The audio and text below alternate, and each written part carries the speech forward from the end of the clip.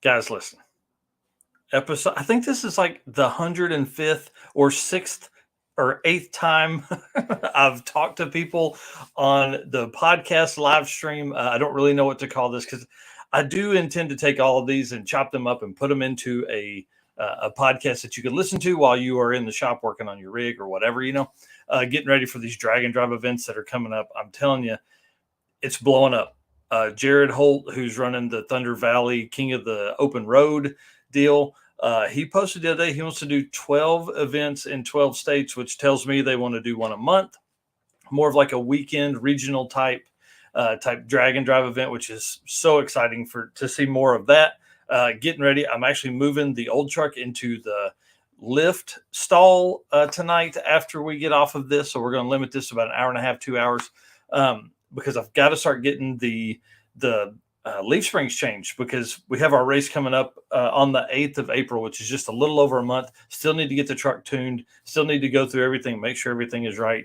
Built the torque arm for it. Got to get that installed, all that kind of stuff. So going to be a crazy couple weeks. Have a ton of stuff working for all the background stuff for the fastest 100 drag and drive list. That list is crazy. I recorded the daily dose of drag and drive just about 5 o'clock today, which is about 2 hours ago.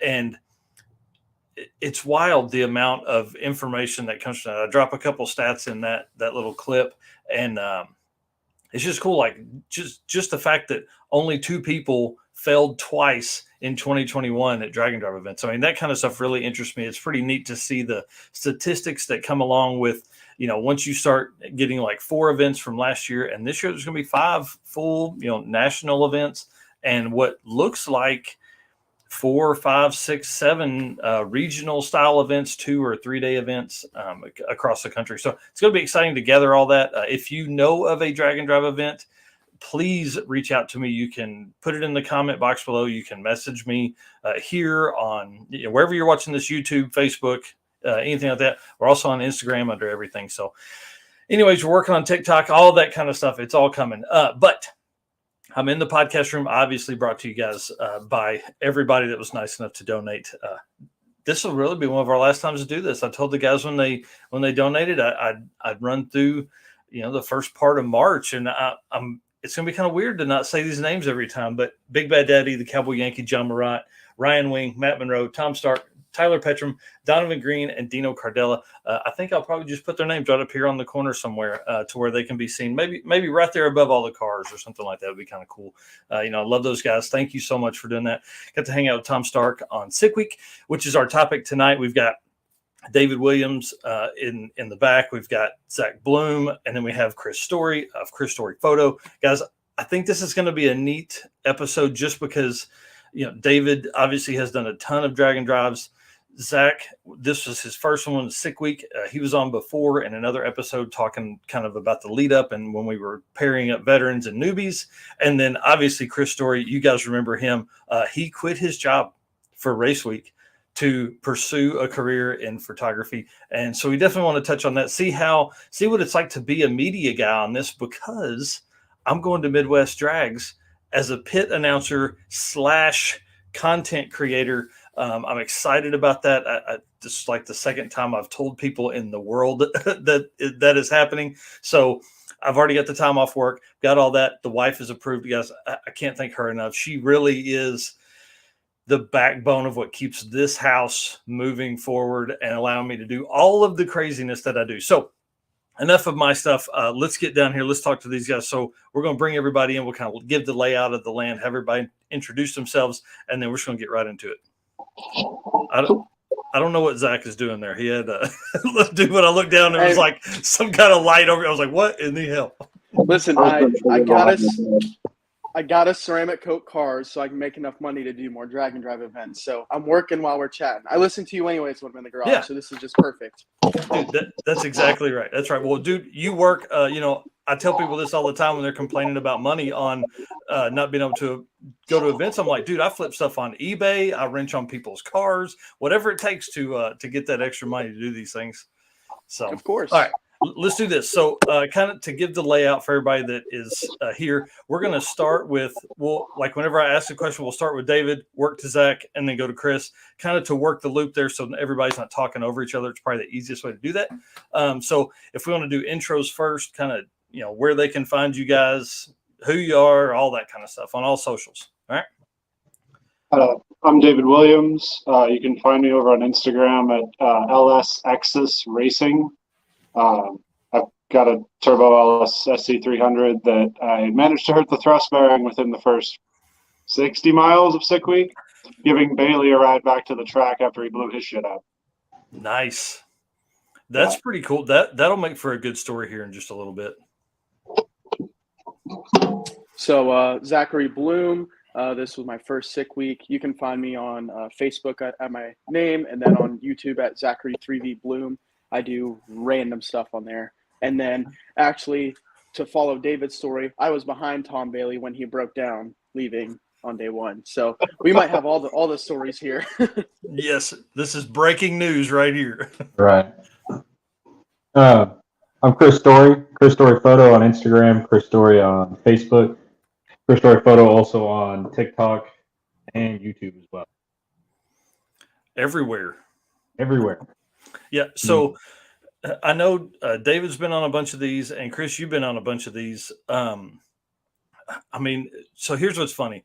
David's dad is kind of a badass. I don't know if y'all know that or not. I've been posting about it the last couple of days. I think his dad thinks it's funny that I'm doing the digging that I am, but poor guy, I keep messaging him. I'm like, man, I found this out. Oh man, I found this out. He's like, yeah, I know, but I lived it. But David's been on a ton, but Robert has been on 6 in a row, and has completed 6 in a row. I mean, that's pretty insane considering that's in the last since 2.0 of 2020. He's been on every drag and drive. He's completed every drag and drive since Rocky Mountain Raceway 2.0 in 2020.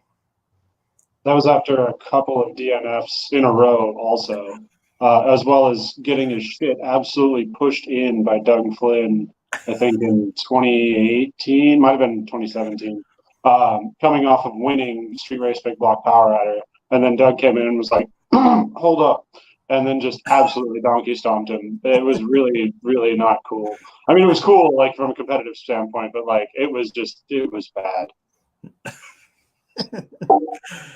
So how many have you been on? And then Chris, how many have you attended as well? I think 4 or 5. We'll go with 5, I think. I'll try and remember exactly which ones, but yeah, we'll say 5. That's awesome. Just 2. So 2.0 and then sick week. Nice.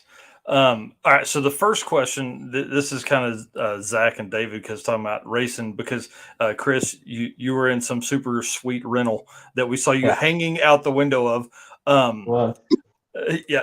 David, do you want to tell what you took, and then best ET of the week, and maybe what you ended with on the average? Yeah. So I didn't finish. We're going to start there.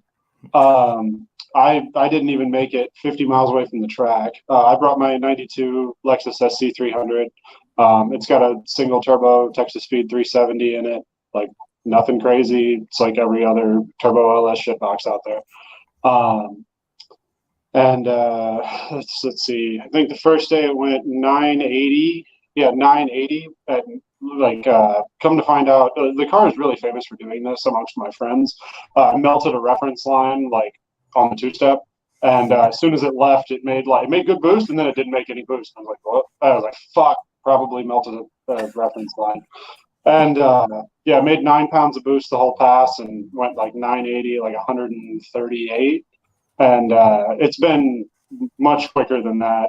Allegedly, on a closed course, according to my draggy, it's been 860, a little over 165. So let's go. Dude, that's awesome. That was on asphalt. But anyway, yeah, didn't finish due to my own stupidity. What'd you get in for the? Did you do the rest of the week? I don't remember, dude. I literally saw you one time driving past. Yeah, so the rest of the week became a bit of a mess. So the first night, like I touched on earlier, I was in a small group with some friends and whatnot. We pulled over because I saw Tom was broke down and like didn't get a thumbs up or down. So I was like, yeah, rather to err on the side of, check him out. This is after getting pulled over by that cop in Zolfo Springs, which if you follow the Facebook group, you'll see I posted. I thought he pulled a gun on the motion guys. Turns out he pulled a gun on this dog behind a fence, which was a whole mess. So get done with that, and we're back cruising on the road, and see Tom pulled over. So I was like, oh, okay, whatever. Pulled over and chit-chatted with him. Come to find out it was completely foobar. So I give him a ride back to the track, and on the way back to the track, the car's losing oil pressure. Like, probably every 20 seconds, it's losing a pound. And I was like, oh, that's bizarre. But, like, got down to, like, 5 pounds, and then suddenly came back. I was like, oh, maybe the sensor's crap, whatever. Suddenly had 45 pounds again, which is, like, normal-ish for that car, and got back to his car where I had left my co-driver, Ryan, Tom's co-driver, and, like, my buddy Jesse, who's over at, I want to say it's like 3G Media, something like that. Yep. Something like that. Yeah, he's really cool dude. He has a bitchin' Volvo wagon. Yeah. Anyway, got back there, changed the sensor, and the car still like got poopy oil pressure. It was like, something's bad. And then we made it maybe about 5 miles from there, and the car died in an intersection. Lost crank signal and would not start again. So it was losing oil pressure again. So after discussion and I had a friend take the service. I had left at a friend's shop who picked me up. So sorry, let me back up. I do this really badly. I tell stories poorly. Call my buddy who's in Tavares, which is like 2 hours north of where we're at in Avon Park at this point. He rolls out of bed at 10 o'clock at night. No, that's a lie. Like midnight. Truck trailer comes down, rescues us. We get back to his shop. This is my buddy Jared Pink, by the way, with Wrench Every Day. He's if you guys follow Real Tavares or Tavares at all or Car Trek, like he's that guy. That's so awesome. He gets us back to his shop. We go back to like the local Holiday Inn or something, crash out. Get back to the shop in the morning because I'm like kind of looking the car over, thinking, maybe I'll throw a motor in it, finish the week up, something. Like I clearly hurt the motor, but I didn't know how bad. And he's like, no, and tossed me the keys to his ex-movie car, ex-real cop car, Dodge Charger. Nice. And then we followed the rest of the week, not entirely, because when we were in Gainesville, the day after next, Dave Schroeder actually called me, and we had to grab a mother bottle from Doug, ironically, at the Holly tent, and then we had to run it from Gainesville back down to Fort Myers so that we could go test Dave's car some more at Bradenton, because we'll be running that car at the NMCA shootout on the 17th. Yeah, a couple of weeks, dude. That's awesome. That makes for a fun week. And what's crazy is that's day one. Like it's day one, and then the first part of day 3. So, Zach, you want to talk about your best pass during the week, and then kind of what your average was too? Well, you gave me a damn hard story to follow up, David. That's not even the fun part where I almost got arrested. You met the locals, I hear. So I brought a 92 Fox body with a stock bottom end 302 and a Pro Charger with a baby pulley on it, like 5 pounds of boost. Built C4, built rear end, that sort of stuff. Pretty standard. It probably would have been like badass in the 90s, but these days everything seems like it runs an 8. So It's kind of crazy. It was sobering to watch, to say the least. It was really cool. But I ended up finishing with a 1250. Had a blast. My whole goal was all I wanted to do was finish. I did finish. I broke one thing on the last pass at Bradenton. And so I'm sitting up there staging, and the brakes are freaking 28 years old. Like it's a clean car, 67,000 original miles. Yeah. So it's blowing through the brakes just trying to get on the launch, right? And so I get up there and I go to launch, and it rips the seat, the bottom of like the metal that attaches to the floor with the bolt just rips out of the floor. So I'm sitting in the back seat on the launch. And that that was the moment where I was like, okay, I should add some more safety or put a different seat in it. I mean, it just, even now, I still drive around like a gangster. I mean, I literally sit like this in the thing. Yeah, and it's at 90 degrees. The bottom of the seat is way up on your legs. You have no choice. Yeah, it feels like, man, you know what?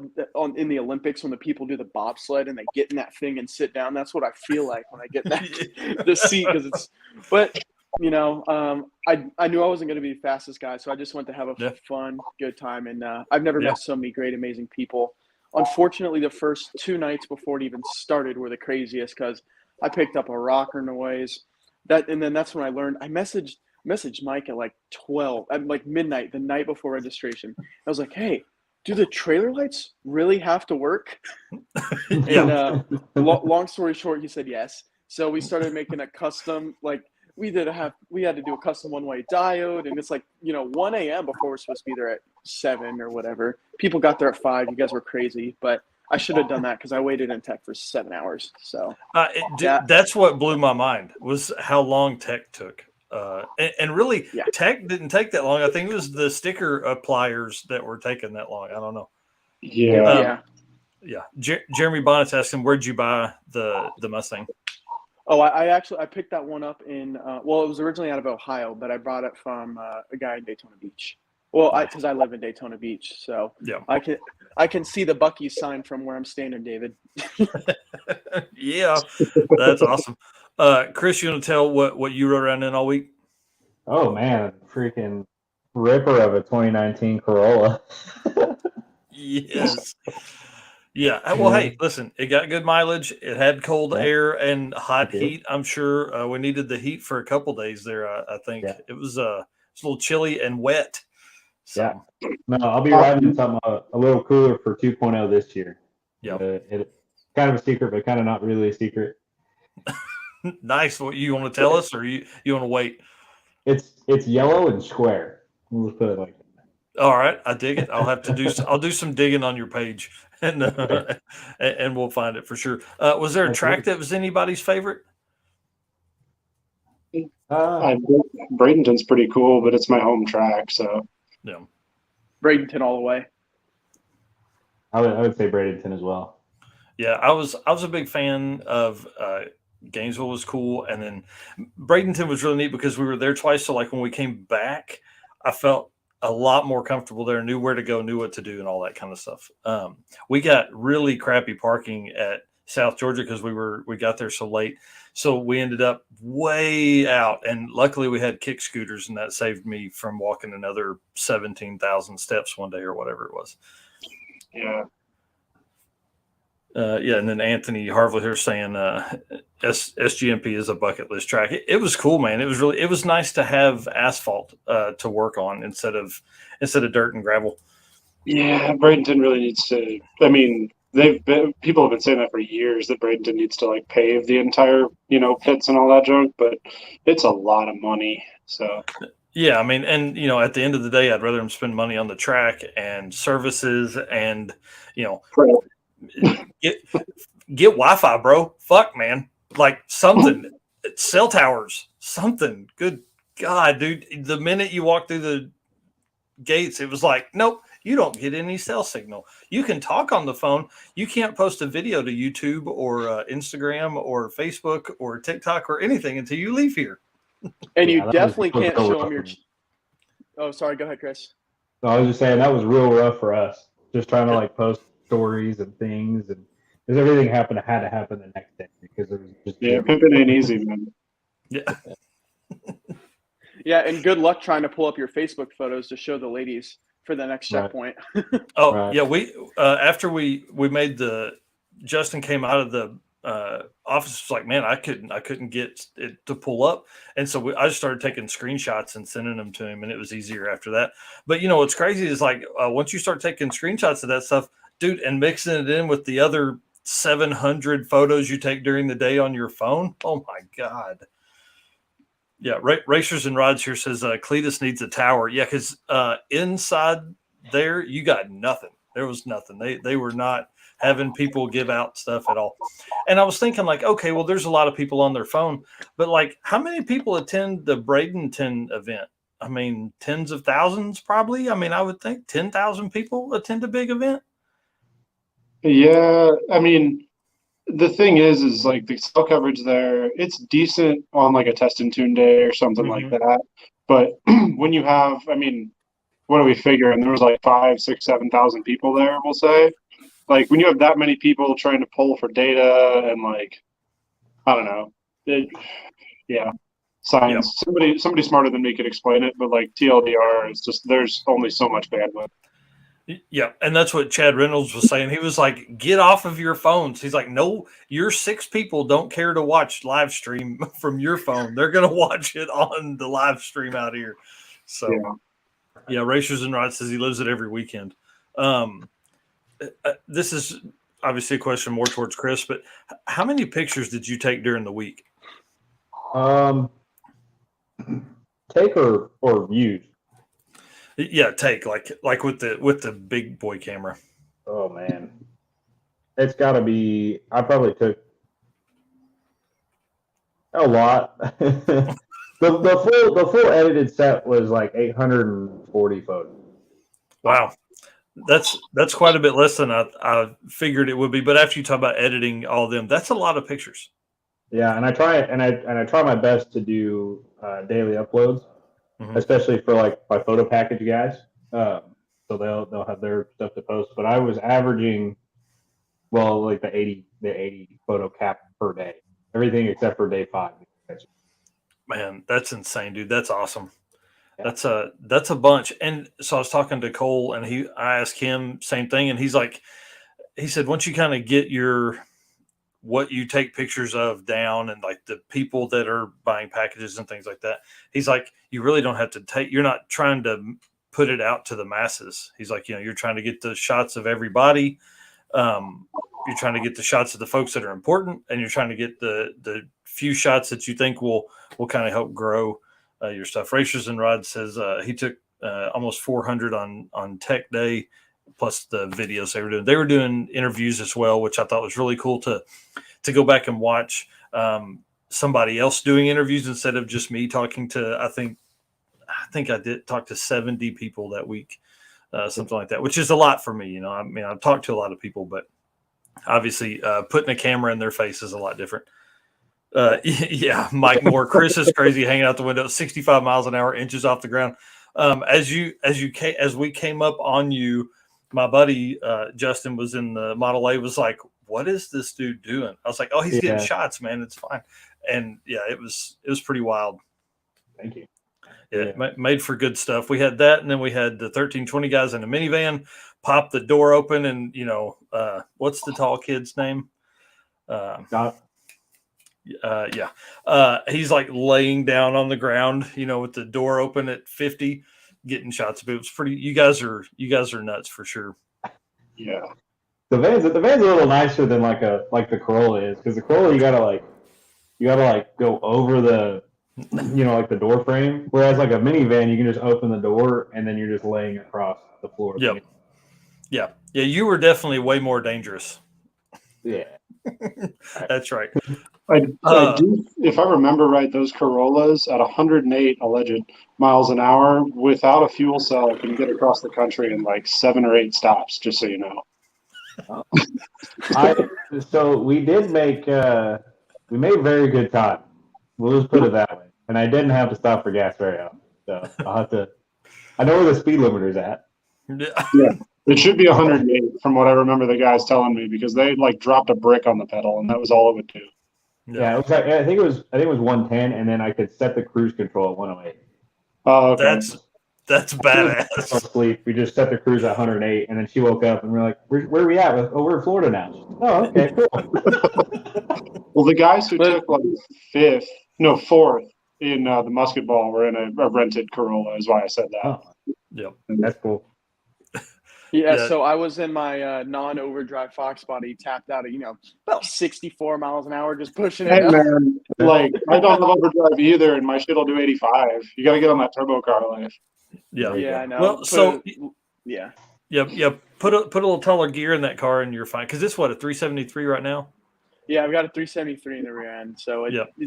it hooks good on the street. But man, I was just sitting there cruising. I felt like a sleepy trucker because I'd be sitting there and drag and drive guys like they were doing the speed limit, but in some parts in Mexico, these guys were with a trailer. It was unlike anything I ever expected. Yeah. That was what the cop was yelling at us about when he pulled everybody over. He was like, you guys are out here blowing people's doors off and this and that. And I was like, sir, I don't have overdrive and I'm towing a trailer. I was like, I'm lucky this thing will do 65. And he was like, Yeah. well, I guess I could see that. But like, he was so pissed. Oh man. There are definitely quite a few people that cruise a smidge over the speed limit. And it's real fun to try and catch them. You're gonna be like, "Whoa, slow down," or they just don't. And yeah, you're like literally, I'm 108 trying to get past you guys. Please. yeah, It has no more. I can't get up there. That's funny. there's quite a bit. Yeah. What was y'all's favorite checkpoint and why was it Don Garlett's? I didn't even make it to the first one, so I'm out. Dog Garlics was great. We only hung out for a little bit. We ended up getting there super late because I was again following photo package guys around. And so by the time we got there, it was kind of late and everybody was leaving. And we walked in there and looked through the museum and said hi byes and left. So back to sorry. But Dog Garlics was great. Yeah. I want to go back with a little bit more time. The favorite checkpoint to me might have been it's got to be the train stop. So when we had gotten there and this is why. So we'd gotten to the train stop, and the whole system of that road was weird. They had that giant ass median in the middle, and so we were pulling over there, like looking dead at it, and it looked just like a burnout box right in front of this train station next to a public library, and so when we made that left turn, there was a cop sitting there and just staring, shaking his head because I could only imagine what happened before we pulled up because it just looked like a big tire car just let it eat for a quarter mile. I mean, yeah, it was. And then Steve Morris was there working on some stuff. So, got to look at that car really up close. And that's probably why that was my favorite checkpoint. Yeah. That's also where I met Adam Doria. Super awesome dude. So another reason. I love Adam. He embodies what I want to be. He lives it for sure. It's awesome. He always has a good big smile on his face, having a good time. I think that was probably one of mine. I really liked Don Garlett's. I think it was really neat the history that's in that place to be able to. I don't know, just somebody held on to all that shit for all that time. And then they sent it to him or he had it or whatever, a lot of time, you guys know how cars do, we build them and, oh man, I can take this power plant and drivetrain and put it in something else and go faster. And a lot of times we just throw that old car away or sell it to somebody and it goes to their field or their garage for 15 years and then gets scrapped. None of that stuff did. Like that was what was cool to me about that place. Right. There's all sorts of stuff to look at.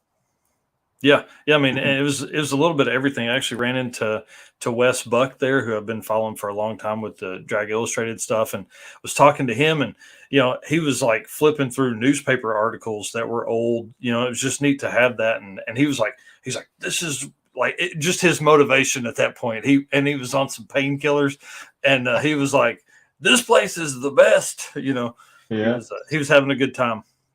So he pulled his bicep away from his bone, helping Joe Barry put the tires on the car. So he went a full day with I don't know, whatever you call that to your bicep from your bone. It was no longer attached. So let's see. I guess this is really only for Zach because David probably made one pass on day one. Zach, how many passes did you get during the week? I got about 2 a day. Some days I made 1. I'd say 3 of the days I made 2, but it was like cutting it to the wire. One of the days it didn't feel worth it. I was just going for my personal best. I was only racing myself, and plus there was a lot of drama for no reason about who was getting more passes than the other. So I was like, I'm just going to get out of here, go drive and have fun and, spend more time at the checkpoints, which is what I did. And so it was a good week. I wasn't looking to, make 8 passes a day. So I wasn't really upset with that situation personally. Well, and the one thing definitely about being new to it and it being your first event, like the checkpoints are way cooler anyways, because they're not struggling to get their cars ready. They didn't just pull in and they're like, holy shit, I've got to get the car ready. Or they didn't just come off a bad pass and they don't want to talk to anybody because they want to get their car set up and try and make one more. So yeah, the checkpoints I think are probably my favorite part. That's really why I didn't take a car this time. Was because I was supposed to be able to just fly in and do the event and fly home. But we know how that worked out. I got totally screwed by snowpocalypse here. 4 inches of snow killed everything in Northwest Arkansas. So Jared Klausner said, always someone having drama over amount of passes. Yeah. So just to throw him under the bus, and he did win the class, but Matt with the Miata, he did get 5 passes that last day, but y'all, he ran 8.50. 8504, 8507, whatever it was, something like that. I mean, he needed that to win that class. So what would have probably been a 12.999 wouldn't have done anything for us anyways. But there were some other guys that probably could have got a few more in. And then James Holtz says that Chris Story says print arrives. It looks great. If y'all haven't seen it, I love that car. It's fantastic. It's so cool. I mean, a 10-second Karma Gia. Right. I mean, how many times does that dude just surprise the shit out of somebody?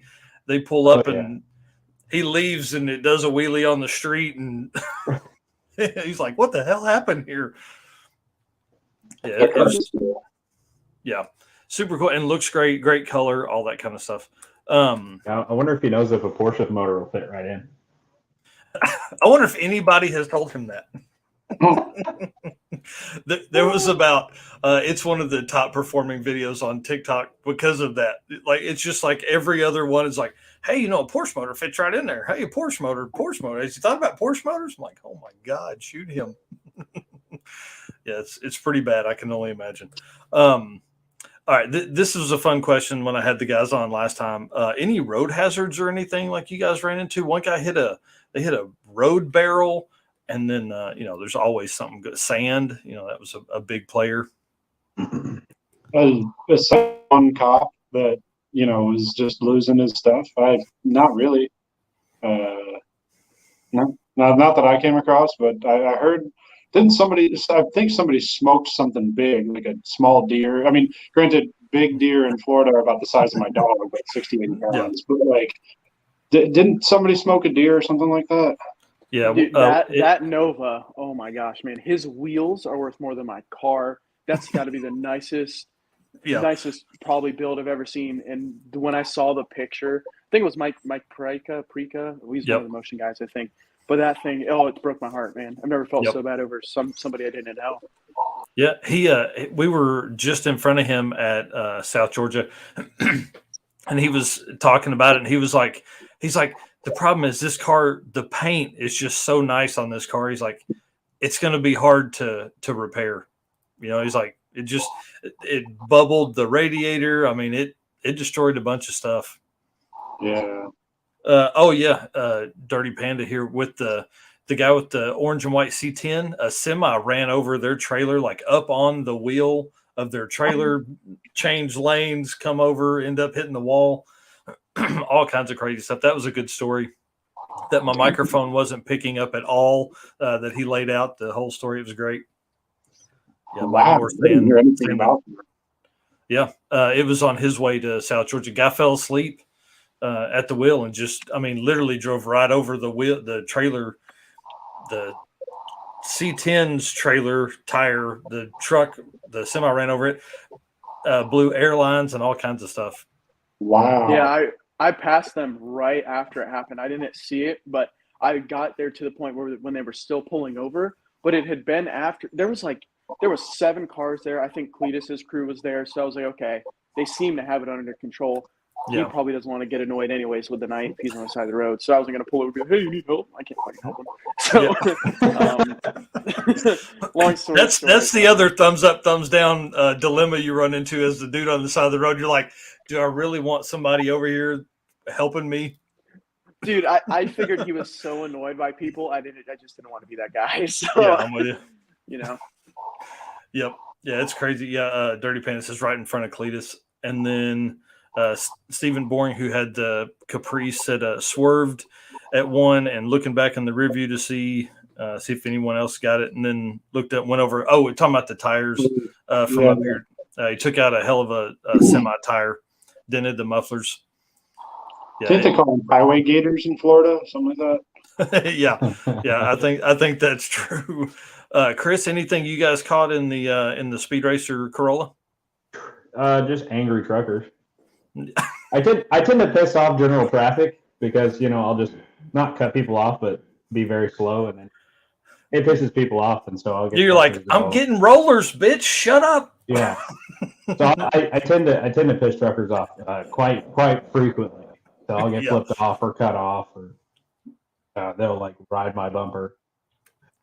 That's awesome. Stan Nelson said a few trailers flipped. I told this story a couple episodes ago, but Derek flipped his trailer trying to pull out in front of Robbie Dowdy, and we took off. I was like, nope, let's get the hell out of here before shit goes sideways. On A1A, we got some dude, a famous YouTuber, has stopped on the side of the road because his trailer's flipped. Let's get out of here. So, so we left. That was kind of fun to watch. Oh, yeah.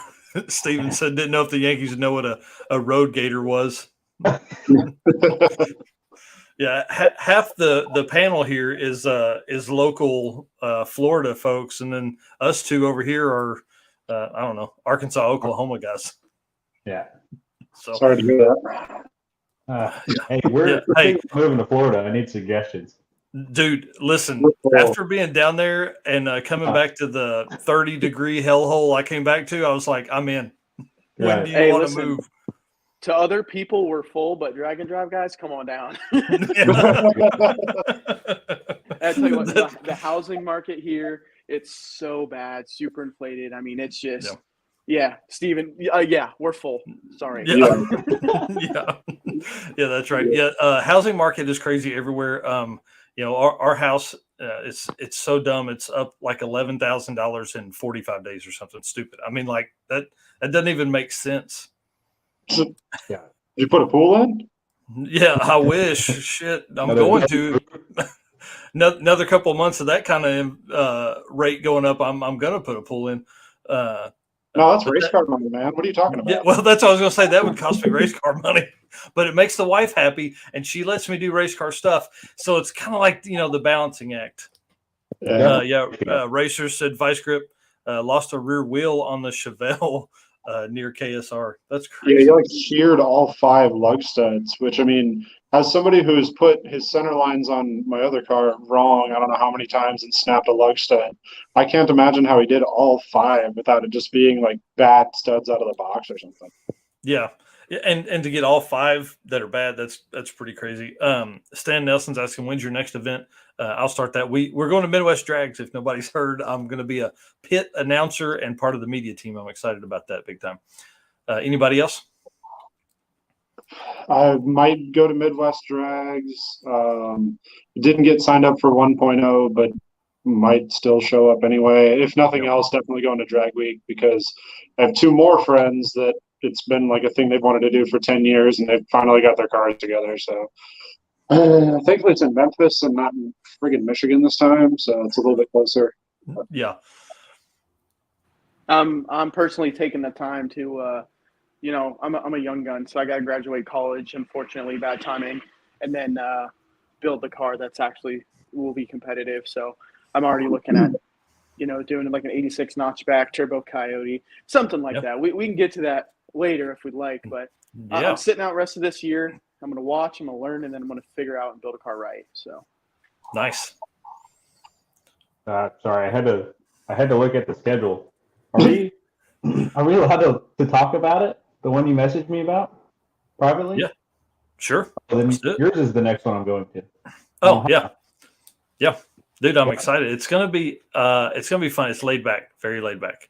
Yep. So be ready. Won't be a ton of super fast stuff, but I would think if Hank's car's together, which I've heard it is, I think we may be doing shakedown runs for it, and that's a mid 8-second car. So, and it's Ford powered. Well, dude, I figured it was a long trip for a weekend event. You know that I drove across the country for fun like 3 times last year, like coast to coast. That's just it hurts right here. Ouch. That's funny. Yeah.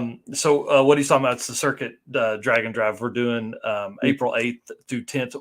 What I'm excited about that event is the cruise night in the middle of it. So we'll race Friday night, which is like normal.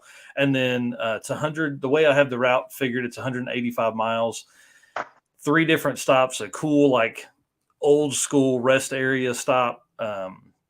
Right, literally that board like is on the border of Missouri and Kansas, and then an old DX gas station from the 30s is on the route. So be kind of neat, yeah.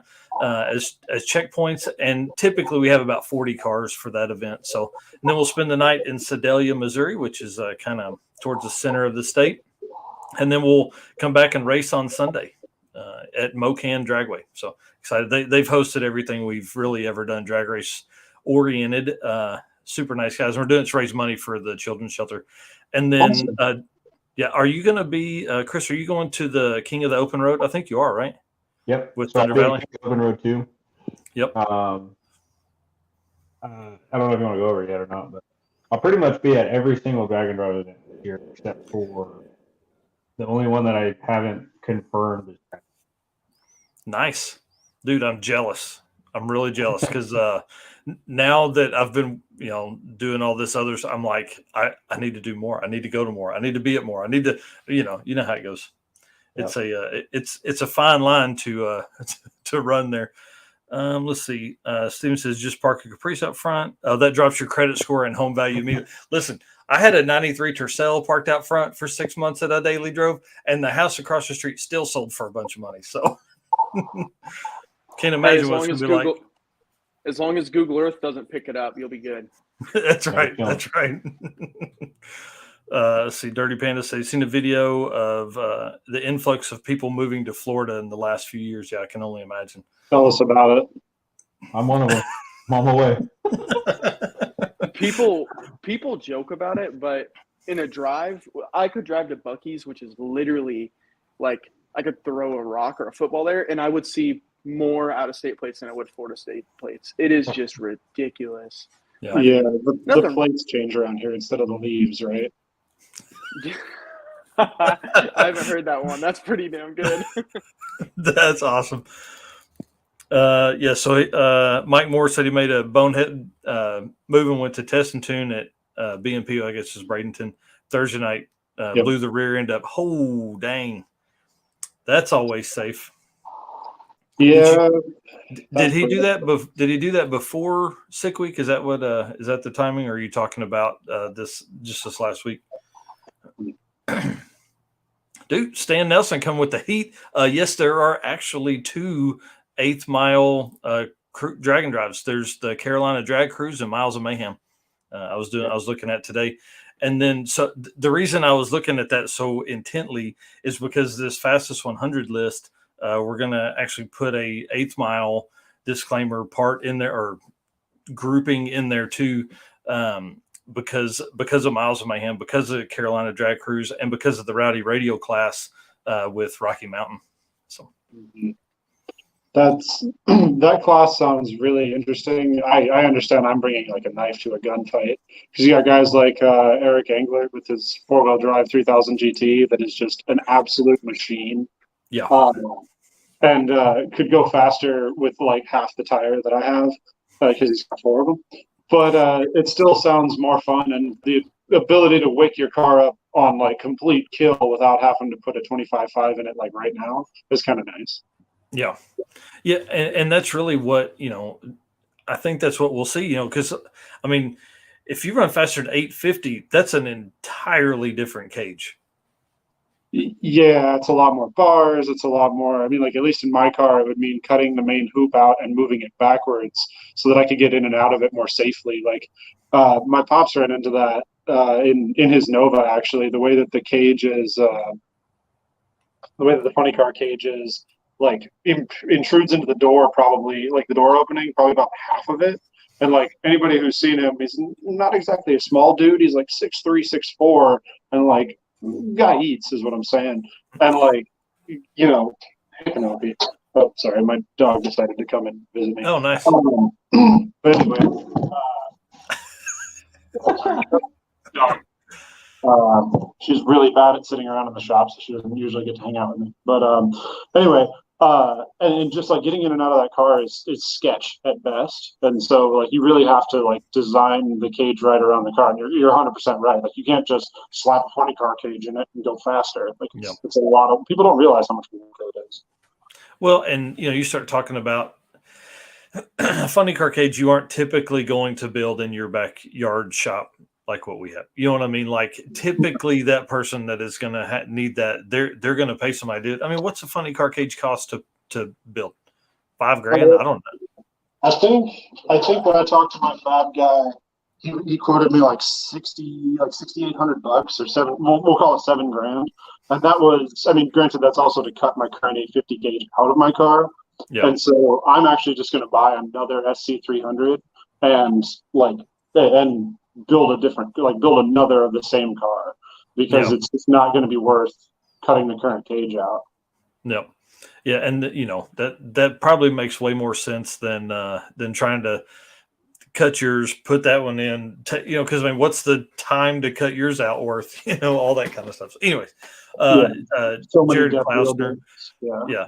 Jared Klausner talking about Carolina drag cruise is going to get real big. And it really is. There really hasn't been any kind of drag and drive that has hit that part of the country in a long time. So it'll be neat. And I think it'll be neat to see how just an 8th mile setup does. Now I know Miles of Mayhem did good last year, but there was none in Canada. So you can't really got to kind of take that with a grain of salt there.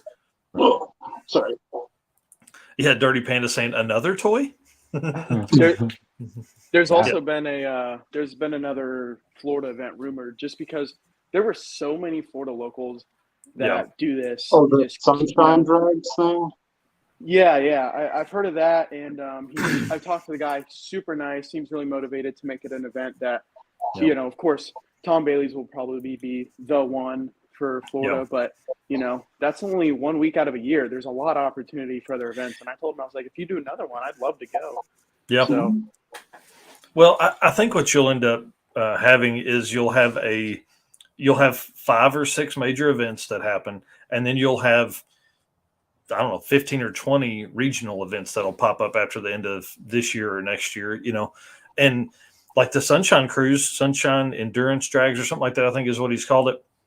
That would be great, but there needs to be way more info on that thing out there. Like they haven't. Yeah. The last post was 8 months ago, and then the post before that was a year. And then Sequit kind of took over, and they were like, whatever, I'm not going to post anything. So because I'm trying to watch, I mean, literally everything I follow on Instagram and Facebook is drag and drive stuff. So, Mike, if you don't know the guy that's running it, I'll get you connected with him. Yeah, hey, I'd love to talk to him for sure. Yep. Yeah. Dirty Panda says we need to get one for different areas. I mean, here's the deal. They're not, if I can put one on, anybody can put one on. It's not super crazy. And the weekend events are a great way for dudes and ladies to get into this and end up enjoying it. And then, like I said with Hyde the other day on the 45-minute phone call with him he let me record and we put out. He runs Midwest Drags. If you don't get into Drag Week because you didn't make the number, but you've attended and completed 2 other events and you're a 8 or 9 second car, submit your shit to Drag Week and go, hey, will you make an exception? Can I get in late? Can I pay now? I mean, I've done these 2. You probably can't do that this year, but you can do it next year for sure. You're talking about Midwest Drags, you mean? Not Drag Week, right? Well, no, I know you have to submit for Midwest Drags, but I'm talking about to any of them. So like plead your case sort of thing. Yeah. Oh shit. I couldn't get in on time. I'm on the wait list. I'm way down the wait list. I'm just not gonna. Yeah. Literally just show up. Like seriously, just put your fucking money in your car where your mouth is and show the fuck up. I drove 1,500 miles to Michigan from Florida with my car with no entry. It was like, they turned me away. I got to drive 1,500 miles back. And like, that's that. So like, I have no patience for people who are like, well, I didn't get in, so I'm not even going to try. Like, kiss my ass. Go to the event. No one has been turned away. Well, and I think when you say the name Tom Bailey is doing a drag and drive event and you don't get in and all these people are pissed because they can't get in and then there's still 9 open spots that weren't taken, like I think that 100% proves it right there. There's Justin right there. What's up, dude? Sorry, Zach, go ahead. No, and I was just thinking, I mean, if anybody's there to prove that mentality, man, Richard Guido, I met the Canadian myth himself. That man is an animal. Like, just what? He did 7,000 miles round trip. Yeah. I mean, that's just ridiculous. He's built different. Yeah, he's an animal for sure. And I'm sure he got an invite to come to Sick Week and make the trip, and he made it. I would hope he did anyways, But David's right, and we, I've been saying it since we've gotten back from Sick Week. Just show up. Like what? I mean, what are they gonna do? They're gonna turn away a car that's standing there, some dude with cash in his hand, like, "Hey, I'll pay the $500 to get in. I'm here." Jimmy Reiner, who had the brown Nova with the turbo LS in it, ran like 9s all week, had the tan trailer, super cool car. That dude waited till 7:00 that night in the tech line to see if they would fill up or not. He just waited. I mean, he got in. He ran 9s all week. So, right. And my thought is too, I mean, go there, show up. There were so many people that broke in testing, as well as there were people that break on their first pass in day one. Yeah. I bet if you stuck around in day one and there was some rule written in, that you could easily, just pop right in, wait there at the track, work with the sanctioning body ahead of time, and you could easily get in. Yeah. Do you want to hear a crazy number? Because I know how many it is. The people that got a number that went through Techline and got a number, there were 41 people that didn't make it from that point till day one, till the end of day one. 41 cars. Like, didn't even turn in a slip on day one. So it's the pretty attrition wild. rate was definitely higher at Sick Week than it has been, I think. It was like 30%, right? Yeah.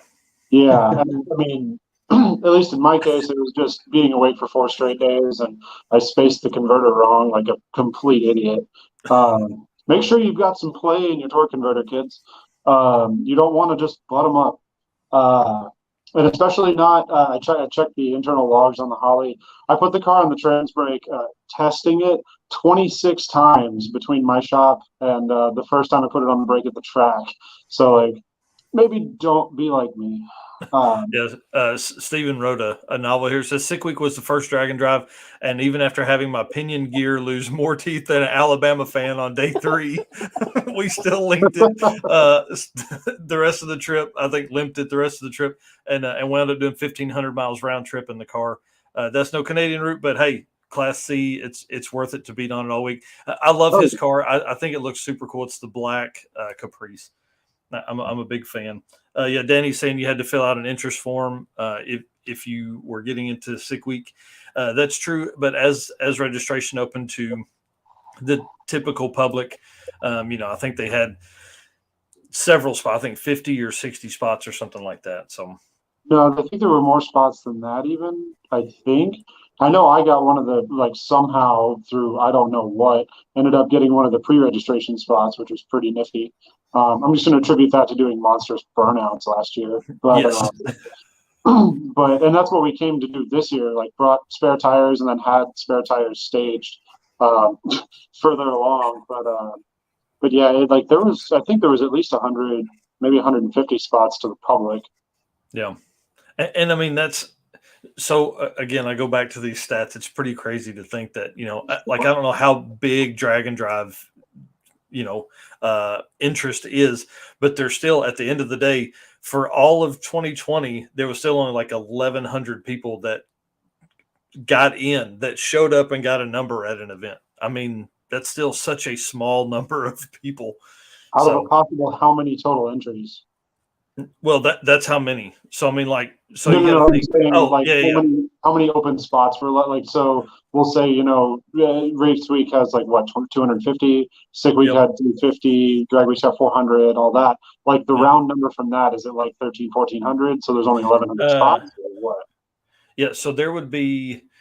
So if you take 2021, there's 250 for both Rocky Mountains, and then you'd have 900 for so drag it's week. 500, 900, what 1,200 spots total, and I mean it's 1,100 and I think 1,134 filled. For 2021. No, we're missing an event there because you got both race weeks. That's 500. Drag week makes 9. Drag week makes 9. Midwest is what 250 cars. I think it's 300. 300. So that's 1,200 cars, and Yep. then you've got what's the other one that we're missing? I don't think there was another like big major one or anything like Oh, that. no, sorry. Then sick week would be another 300. So it'd be 1,500 spots. Yeah, and there was 13. There's 1,394 people that had during from all of 2021 to 2022. So Yeah, I mean you're missing 106 open spots across 5 events. and those could be your spots if you just showed up. Yeah, it's exactly right. It's You're this just circle. Just fucking build a car, get your ass in the car, and come on. It's your crazy. event. Cars are like meant to transport your ass from point A to B, make A your house and B the starting line. Like, come on. Yep. Down the track, through the lights, through the beams, all that kind of stuff. Yeah.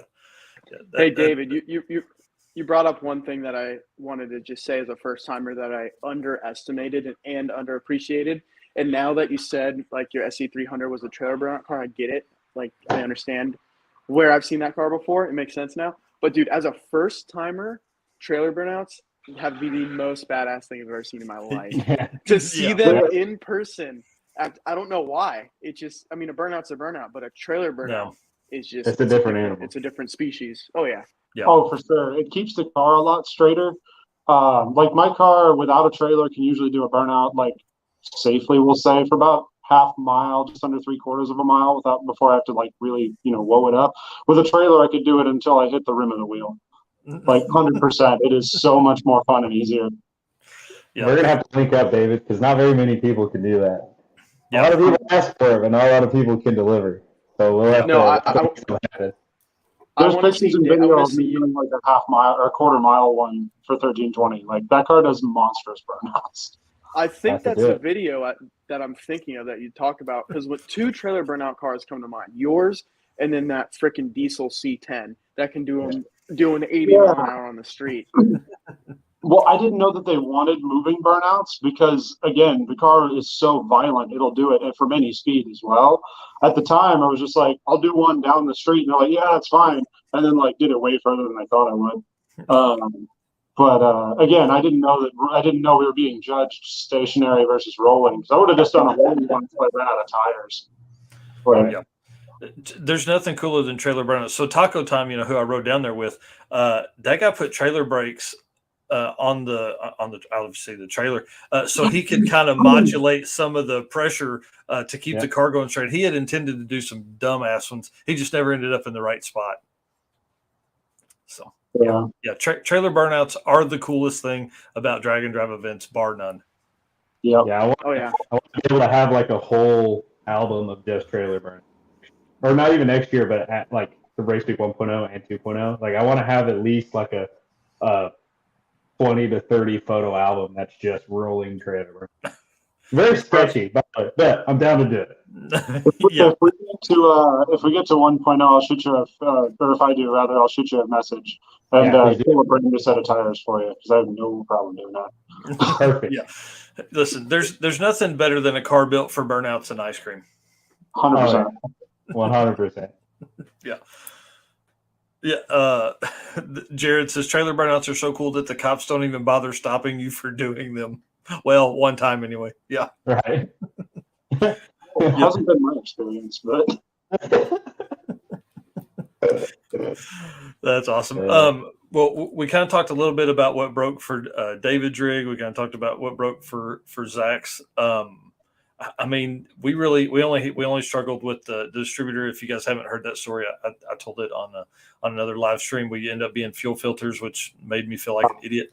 But luckily, we met one of the nicest dudes, and he opened a shop. And I mean, we'll have that story forever. So it ended up working out. But yeah, struggles during the week. What went right though? I mean, obviously, like the whole running around in the cop car thing was pretty hilarious, but just getting to hang out with, well, not even getting to, but just hanging out with Tom and Ryan on the side of the road there while we were trying to figure out exactly how completely messed up his engine was. And then like coming up with spit and glue ideas, and then like, well, we could probably put somebody on a plane with a head and a piston, and like we could probably get it tomorrow. And if there's a rain day, it could, like, it was a bunch of like, we could kind of thing, and like that was a lot of fun. But but certainly like took all the wind out of my sails from all the fun as soon as the truck started losing oil pressure. It's like, no. Yeah, it's amazing how bad you're like, shit. Yeah. Zach, what went right for you, dude? Man, for me personally, the whole damn week. I mean, for the first one, my expectations were really blurred.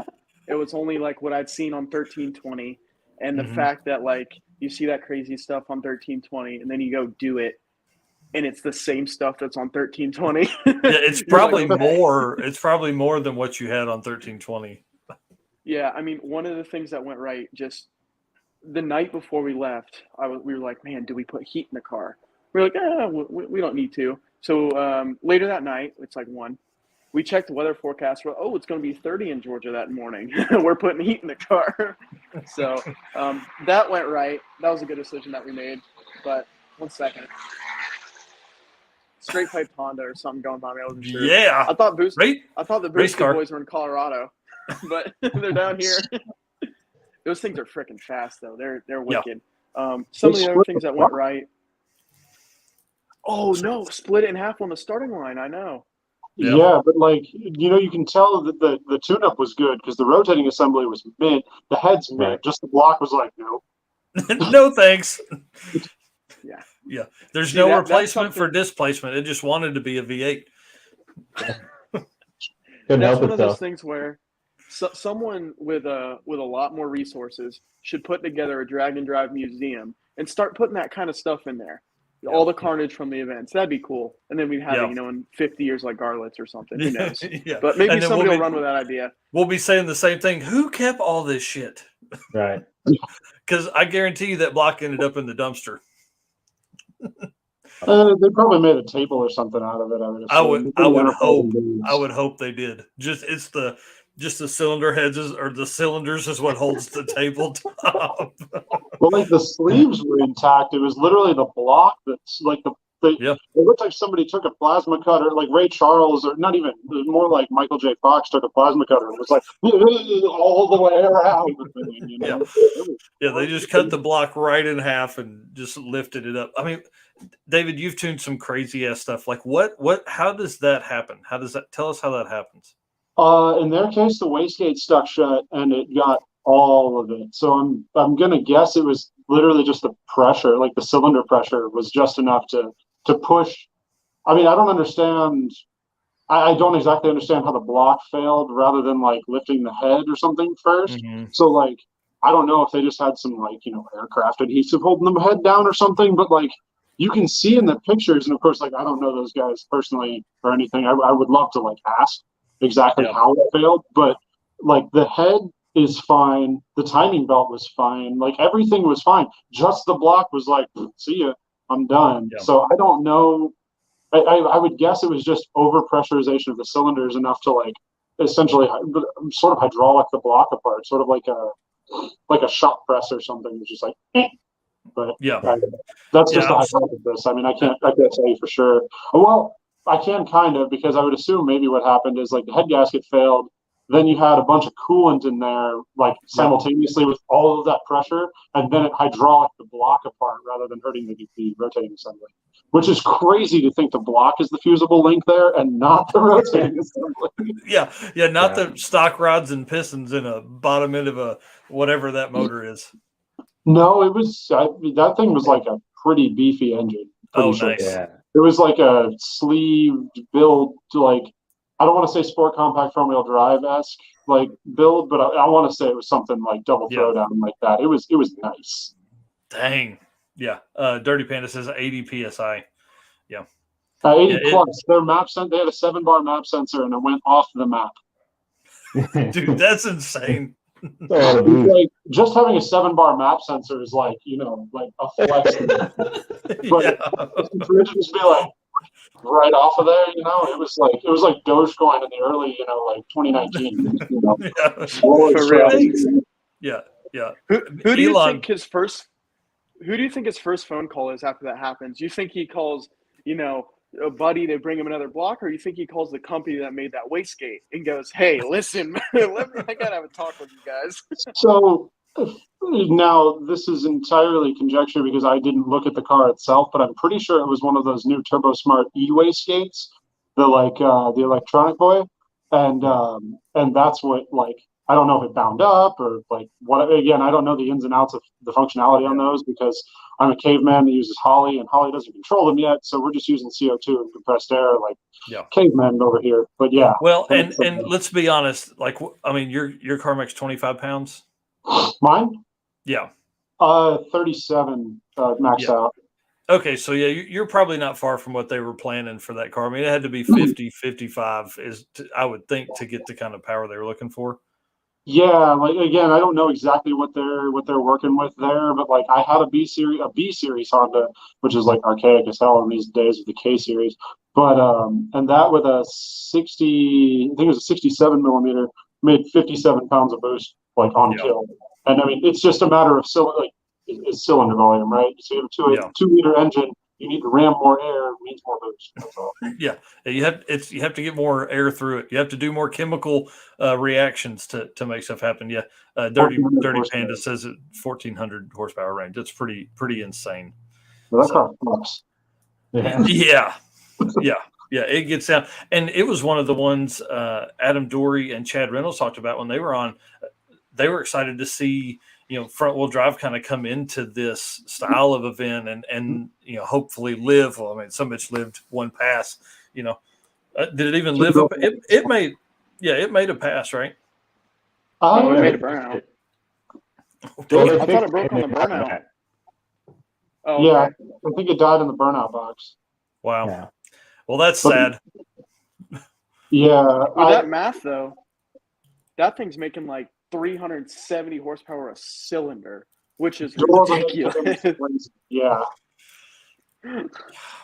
That's awesome. That's awesome. So we talked about what went right. We talked about what kind of broke. Is there anything you guys will do differently on the next one? Took a washer or two out of the converter. Car's getting a new turbo. It's probably going to get a new motor and a different turbo even still. So right now I was going from a 76 to an 85, and then honestly the car will probably end up with a 112 millimeter turbo next and a 388. So dude, you're an animal. You're an animal. I just want the chassis record for the car. That's all. Which is 741 at 189. So 740 at 190 or bust. Nice. Steven, dude, you're killing me, dude. More food for the racers. Yeah. Yeah, I understand the sick word, and I love that they came along and had fun with us. It would have been nice to have maybe a little bit of a sick week food truck somewhere along the line there instead of waiting in the lines. Daniel Green here says 112 millimeter turbo. I think it'll suck your head in if you get too close. I'm really put a keep small animals clear sticker on it. Right? Yeah. Just, you have chain link fence as the turbo guard. The motion guys have one of those green landscaping drains in the side of their fender for their turbo car. I mean, it works, right? It does. My air to water lines are spa tubing that go down to John Deere air seeder line, the corrugated, kind of thing. And it works fantastic. So Yep. That's awesome. Yeah, I'm really sad that Daniel Green didn't get to hang out with us all week, and it was disheartening. But he had the trans out of that car. They really tried for days ahead of time to get that going. Yeah. So like a rowdy 4-cylinder, also, right? Yeah. I mean, that car should be 8-second capable. I think they're coming back, Daniel. I think they're going back to Florida for the NMCA deal, maybe. Or something like that. Yeah. So I think he wants redemption at Bradenton. Oh yeah. So that car by the end of the week had was already on the trailer and on its way to Washington to get repaired. Yeah. That sucks. Yeah. So at least it had the longest trip in history. It drove all the way down, no pass, all the way back and all the way back. So Texas 2K, that's where they're headed next. So. Which is around the same time as the NMCA deal. So I was close. I had the timing right. I can't get a motor for my car in time. Otherwise, I was going to actually try and make TX2K, but it is what it is. I think Matt with the Miata is going to that, and that thing's a rocket ship. It's amazing. Yeah. So I was talking to him. I was in front of him to turn our slip in on the last day, and he was excited to have won that and what it took to get there. And I was like, man, what's it like to work on that car, like spark plug changes and things like that? He's like, it's the easiest thing we have to work on. He's like, it's purpose built to go fast. Yeah. So that makes a big difference. Not like a Fairmont or a Fox body you put an LS or a Coyote in, and now you're having to work around stuff that was never meant to be worked around. Well, talk about this spark plugs. My F body suck. What's that? Yeah.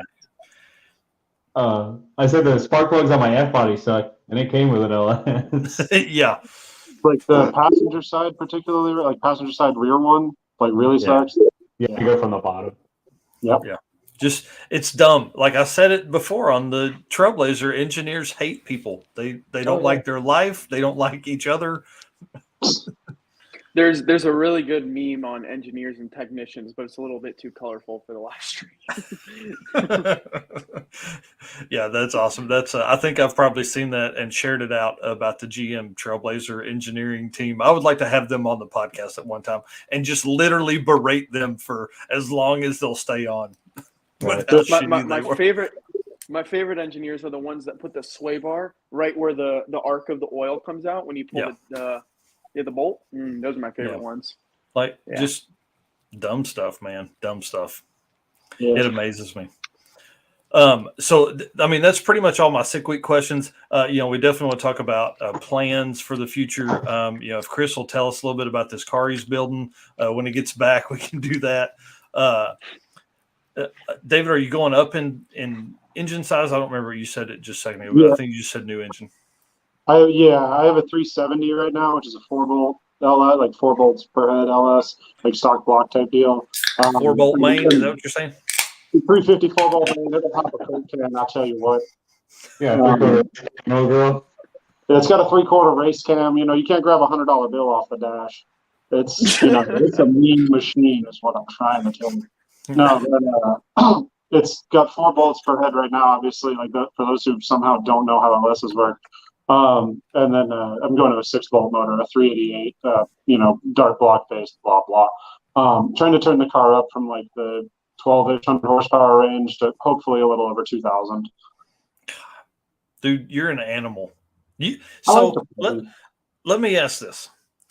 Your dad has fast shit and likes to do this stuff.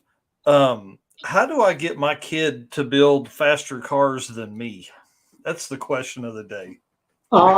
So I think my dad's kind of figured out like happy zone, like where he's happy, and like realistically probably not going to insta dirt nap himself doing anything stupid. And I haven't really hit the wall of my personal invincibility complex yet. So I'll let you know when we get there. But like even in his car, when I was data logging it back a while ago, I wound out third gear all the way to the rev limiter, which in that car I think was 8,600 at the time, and that's 237 miles an hour in an X body Nova. So for those who don't know, Disco Novas are not aerodynamic at all, and that car is a riot and a handful at that speed. I can't imagine. I mean, that's a brick. Yeah, yeah. It was everything it had to get there, but I got the full high gear pull, which is what I wanted. And but it's something I don't have a hub dyno, so I Yeah. don't have access to one. So Yeah. Well, I mean, you're not far from all those guys down there that, well, I guess Cletus and them don't have a hub dyno now. Or I think no, he's they do. getting one or something, but I'm not cool enough to know that guy. Like, what? No. I'm just some random Florida man. Like, Zach gets it. You know what I'm saying? We're just, Florida guys doing Florida stuff.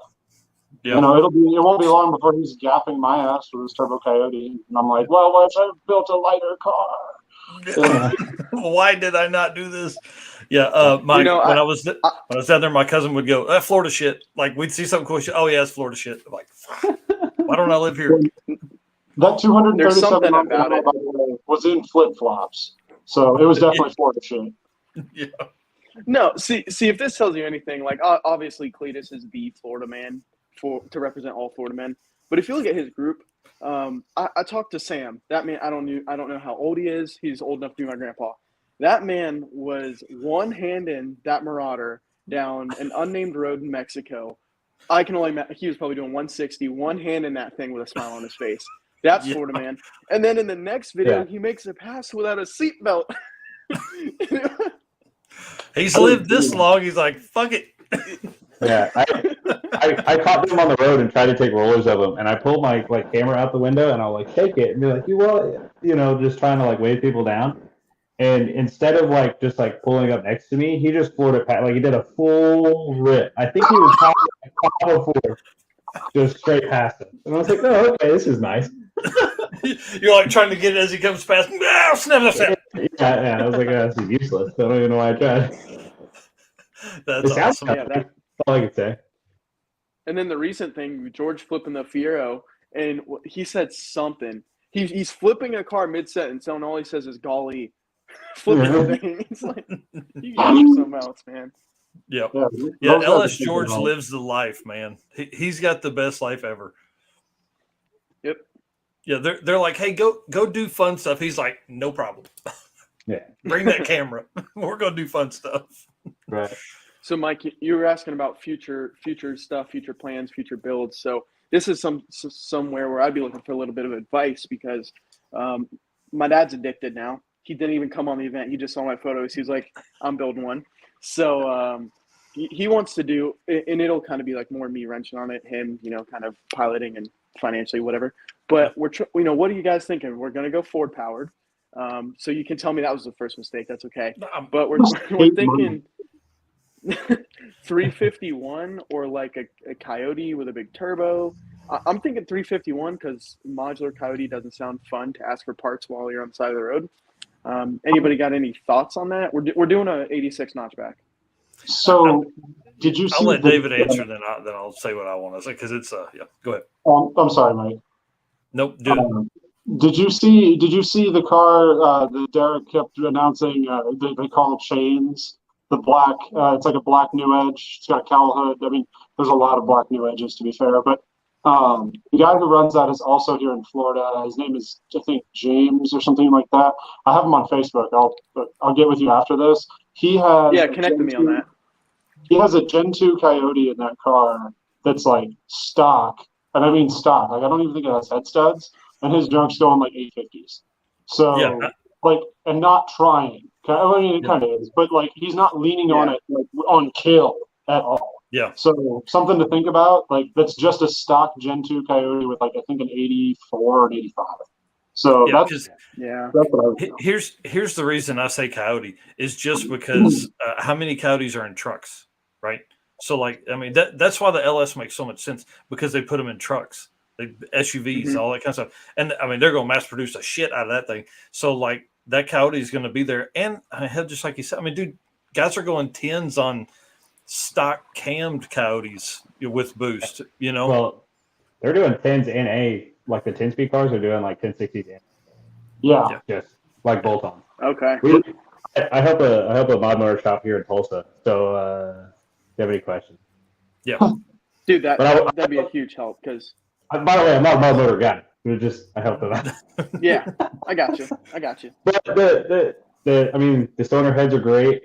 I mean, nobody that knows anything about engines won't tell you that the cylinder heads are great. That's why the bottom ends live for so long. Really, it's not that they're anything crazy. It's just that the heads are so much better than everything else that they don't need very much like boost or nitrous or anything to make similar power. So it's like 18 pounds. Yeah. You guys made Bad Tree mad. He said a big block turbo Mopar. Did you guys see the Fox body with the 392 Hemi in it? Yeah, I'm a that fan. thing was sick. Yeah, I was a fan of that. He's a really nice guy. Yeah, I would be too. I mean that car was fast, looked good, and like I'd be in a good mood if my shit was all like that. Worked. 4i Fox bodies. I mean, like bring the 4i Fox body back. I think there was like 5 or 6 of them. Right, and everybody. Jason, hey, you need to cut that out, man. I'm trying to buy some. Don't raise the prices on me like that. Yeah, the Jason Dozier tax coming along with the 4i stuff and that whole group, man. Yeah. What's crazy, and people hated 4i's till about a year and a half ago, and then they were like, God, these Fox bodies are getting so expensive. We got to find some cheaper ones. Yeah, the 4i's are looking real good right now with the price tag. I mean, you got somebody was ruining the Fairmonts. Yeah, sloppy tax on that shit for sure. Yeah, and the thing with me is I bought my Fox body before they inflated like 10x, and my 67,000 original miles, and I have proof it hasn't rolled. I could probably sell it and build a car, but I like it too much, so that's my own problem. But I wanted to get the 4i just because for some reason I forgot where I read it, but somebody said that their prediction is that notchbacks will be like the fastback of the 60s. That might sound a little crazy, and it even does saying it out loud. But the way the prices are right now, I don't know. No, notches are cool because they were pretty limited, and they were generally super base cars and all that kind of stuff, and they just look badass with the right set of wheels and stance. Well, you could do what is it, like the Florida Highway Patrol actually had notchback interceptor cars back in the day. Yeah. Which were pretty cool. There was a decent number of departments I think that had them as interceptor cars, but those things they want $20,000 for a rotted one. If it has the SSP tag on there, they want crazy money for it, which I get, I understand, but they're just neat. Yeah. Yep. Yeah, Hot Rod Dave saying they were lighter too. And I like a trunk on anything. Doesn't matter, what I'm looking at. I like the the way the back comes down in mid 80s, really early 90s, late 70s stuff. I like a rear window trunk lid on anything I'm looking at. What are you trying to say? I mean, have you guys seen the 4i front end on the wagons? Yes. That crap looks pretty cool. Yeah, I'm a fan of that. I would love to have a Fairmont wagon like Tyler Basham, who is in the Taco Time Fairmont. He just bought a white 4-door Fairmont wagon. I'm like, God, dude, that's me all day. So I'm an old man when you look at my car preferences. That would be the only thing I would get rid of the Lexus for. So I feel you. My girlfriend hates them, but I want a Falcon wagon so bad. Later. Yeah. No, yeah. She loves Mustangs though, so I'll keep her. But she's not a fan of the wagons, and it's like, listen, Falcon wagons, the chicken fried Falcon, the guy that has the side of the whole side of the car comes off because the wheels are too big. That thing is badass. Like that's the kind of shit that I love about drag and drive cars. Like that was like a Willys frame. That was a Willys drag car, and then they took that body off and put the Falcon body on, and then that panel being removed makes changing tires so much. There's no way you could change tires on that car with a regular fender side. Right. You ought to have him on the podcast. He's got some pretty funny stories about 60. Like his steering wheel came off. We'll have to let him tell us. Yeah. He so it's his TikTok is B Mackey 37, I think. Yeah. He leaves and the steering wheel comes off in his hand. Yeah. You seem like, I'm trying to put it back on. Yeah. yeah, yeah, crazy. One of shit. my other favorite cars from that '60s Ford era was Jared Scott's bitchin' Ranchero 4-speed. That Dude. the thing. Oh, to be that guy during drag week, I would have killed for it. That thing was so sick. Yeah, Genuinely. yeah. It's just that rig is so cool because of the flake in the paint, because of like just the stance of the gasser stance set up in that car. It was really cool. Yeah. And it's fast too. It is Yeah. not a slouch. Yeah, it's not just show. It's got some go to. Yeah, Hot Rod Dave looking for a 55 or 7 wagon and anything Chevy pre-70. Somebody posted in the Sick Week group a 57 Pontiac Safari wagon tagging Aiden actually after he unfortunately crashed. Oh yeah, I saw that post. Yeah, that would be a cool replacement. It's almost the right color. Yeah, I that was such a shame to see, and so I'm glad that he walked away from it and like he was none the worse for wear. Obviously, having a 6.0 cage and crashing at 8, still crashing at 160 is not a fun time. But thankfully, he had on your all lid of that too. extra Yeah. stuff. Yep. Yeah, he. I think it was him, or maybe somebody commented on a post about it, or something like that. That it was definitely a big learning lesson for him. He should have. It was him because he said I should have gotten out earlier. I shouldn't have stayed in it. Shouldn't have tried to correct it. All that kind of stuff. That whole thing, and when he mentioned in his post on Facebook when he pulled the plugs and water came out of a few holes. That's what I figured had happened. Was like, because I know the car's been like 820s ish, like when Richie owned it, and I think like we all do, right? Given the screws to it on the last day, it lifted ahead, puked coolant all over the tires, and when you have tires that are 16 inches wide, you get water on them. Like it's just going to be a bad time. Doesn't matter if you're Ayrton Senna or something. Like it's going to be hard to drive out of that. So hopefully he puts like a coolant pressure sensor or something in that car to avoid like to try and take the power out of it before he can react. In the future. I mean, at least us other idiot 4-bolt head guys do. Because like I've puked enough coolant to know that it's not a fun time. Right. So Daniel Green says remote cars that fast. Should cars that fast have a remote cutoff? Like if the Cruise see him getting out of the groove. Yeah, man. The struggle is, if you're looking at time, so guys in it, like you seeing something happen, you hitting the button. There's no time for that. Yeah. Never mind. Like sometimes you need the power to drive out of a situation, like to be able to like get the throttle back. And there's so many scenarios where you're going to still need the car running that it wouldn't. No, like you're better off trying to preempt something like that, like I talked about, like a coolant pressure sensor or something like that. Having a big enough coolant overflow is another thing. Like I run one on my car that's big enough to catch my entire cooling system. Holy shit, dude! Where do you store that thing? It's like the inner fender on the Lexus. It's in the front. Oh, gotcha.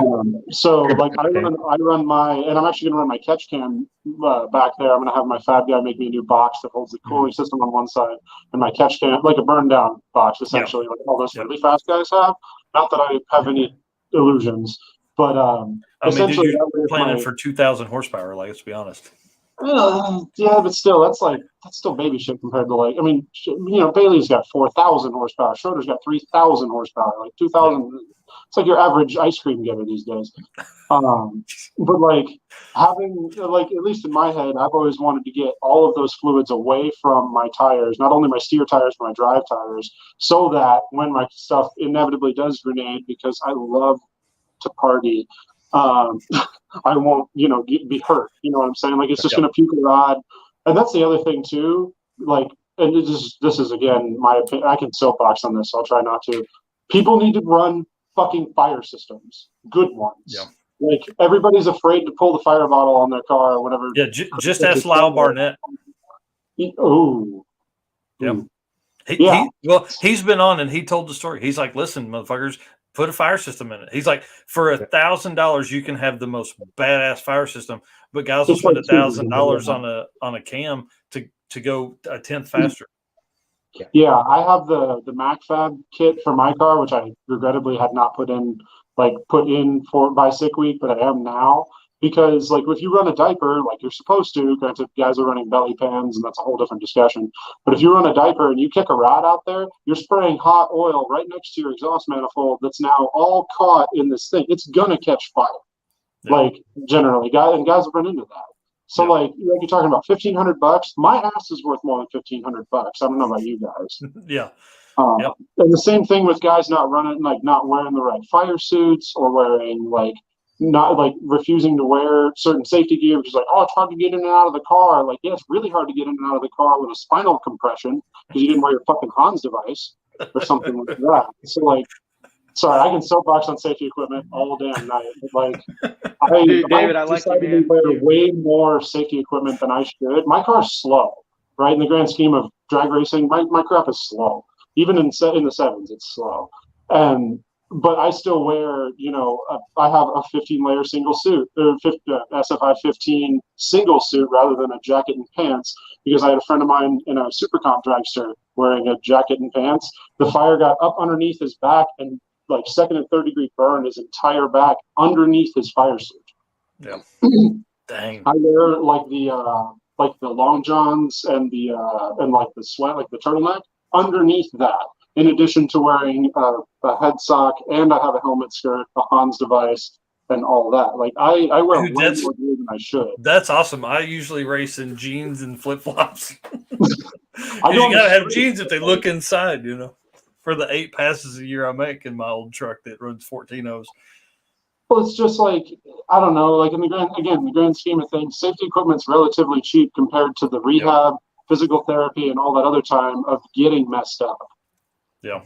So, and a fire system is, again, dropping the bucket when it comes to other crap that we're buying for our cars.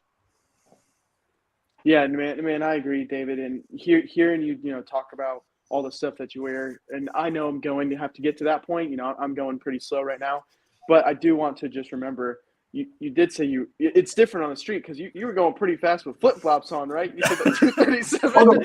If I wiped out on the street like that, I was a dead man 100%, and have gone faster than that on other stuff wearing a hoodie and shorts, right? So I'm not proud of that, to be clear. But more often than not, I've gotten away from doing hinky crap on the street these days, unless it's a meetup, street race thing, whatever, down there in Chihuahua. But even for stuff like that, I still wear my fire suit. And you take the bridge to Cuba real quick. Yeah, exactly. They just put it in. It's it's a few hours, but it's not so bad. It's not that bad. Speed limit's 70 there. I've been. Yeah, it's fine. It's fine. I don't know. I've done hinky stuff for sure, we all have on the street. Oh yeah. But going down the track or really just doing when I dyno cars, if they're at a certain point, and especially if it's a car that runs on methanol, I wear a fire suit because you can't see that crap if it's on fire. Well, that's what happened to Ricky Bobby. I mean, right? And Tom Cruise. Yeah. Tom Cruise. Help me, Oprah. All right. What haven't we talked about? I've got to get to work on the old truck here at some point tonight. What haven't we talked about? Yeah, I don't know. What are you doing to your truck again? You're putting leaf springs in it, bigger turbo, nitrous? Yeah, I need to put a bigger turbo on it. Some bitch only makes 500. It's retarded. What do you have for a turbo on that thing? It's a VSR 7875. So it's a Gen 1? Yeah, Gen 1 billet wheel. Oh, well, if I see you at some point this year, I have a Gen 3 or next gen or whatever it is that I took off of my Firebird. I'll get that in your hands if you don't buy another turbo between now and then. Yeah, that's what I'm talking about. It just so the whole reason behind the build of the truck the whole time was 600 wheel, see the number on the dyno, right? I wanted that. And then just burnouts and ice cream. I want to be able to drive it anywhere. I want to do long, rolly burnouts from 40 miles an hour and cruise, and my wife be able to drive it, and just to get in, everybody have fun. So, and that's what it's done. 55-year-old leaf springs have finally given up the goat, though. They are de-arched, and Yeah, you'll have that on the rig old Jeff.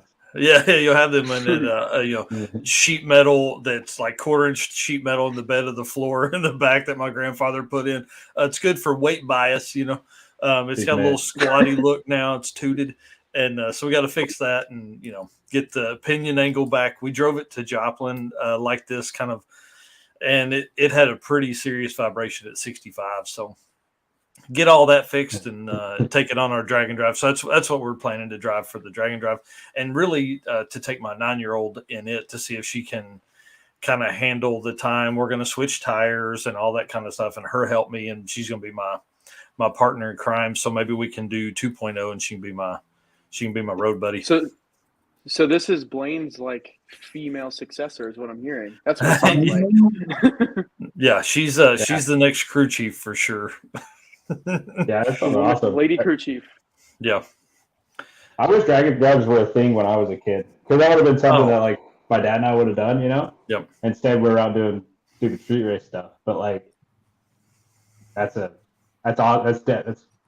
be an awesome experience for you. And yeah, I mean, she has begged me to go every time, but we were in the cart for both 2.0s that we've been on, and I was like, there's no way you can ride in the back seat of that.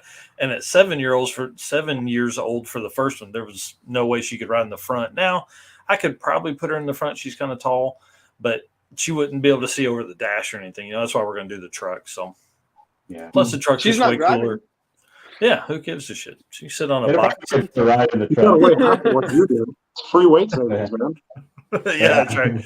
That's right. The problem is she doesn't bring any money with her. So like where you can split having a co-pilot money, it'll be dad paying for everything on a big trip like that. So, You have that on them big jobs.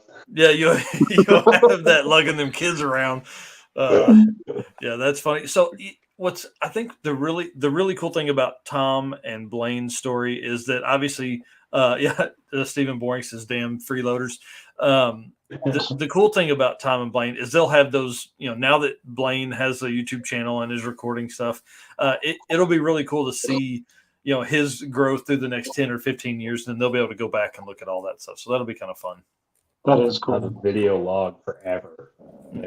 Yeah. I mean, and hey, I say it all the time. Everybody's heard it. I know you're tired of hearing it, but listen, if we had not been recording when I was recording, we wouldn't have videos with our dad. So yeah.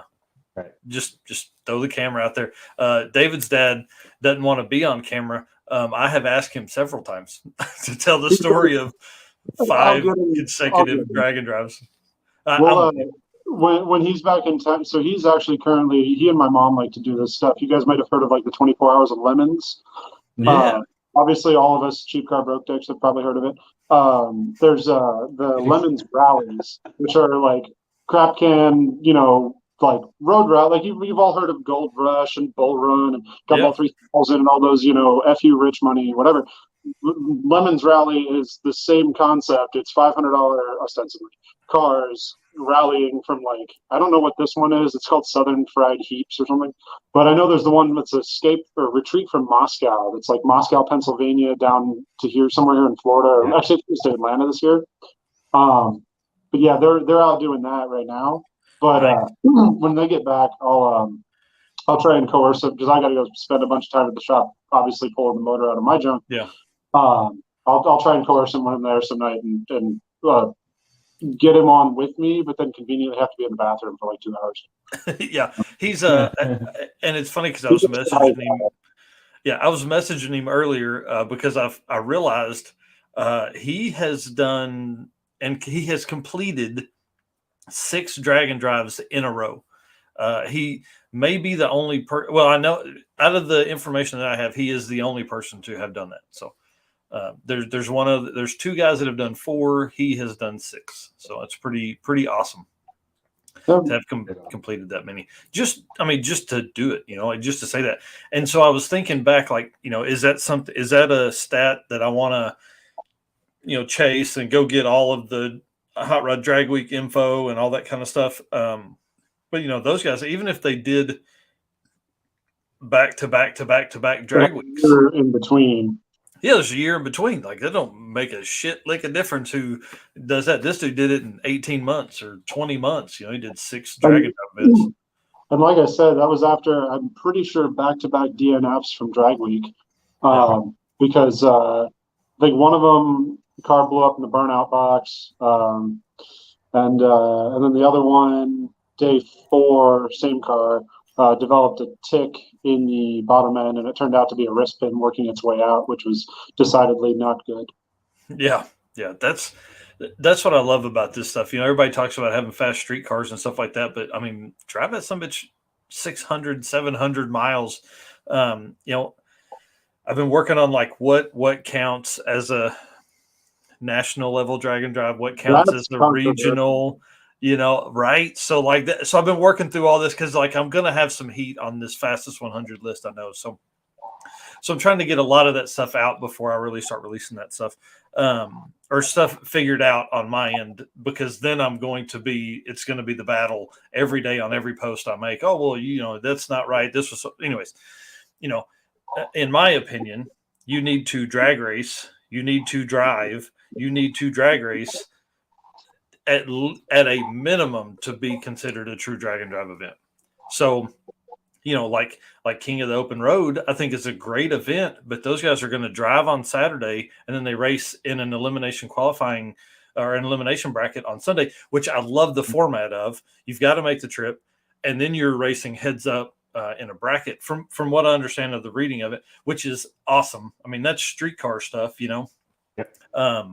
But to be a true drag and drive of what I'm going to follow along and keep the, accounting records of what, who's gone fastest, who's done that stuff. I feel like you just, you have to, and even like a 2-day event doesn't necessarily, it's not going to bring the weight of a sick week or a drag week or Midwest drags, because you're racing, driving. I mean, that said, you show up to one of those 2-day events and you rip off a 540.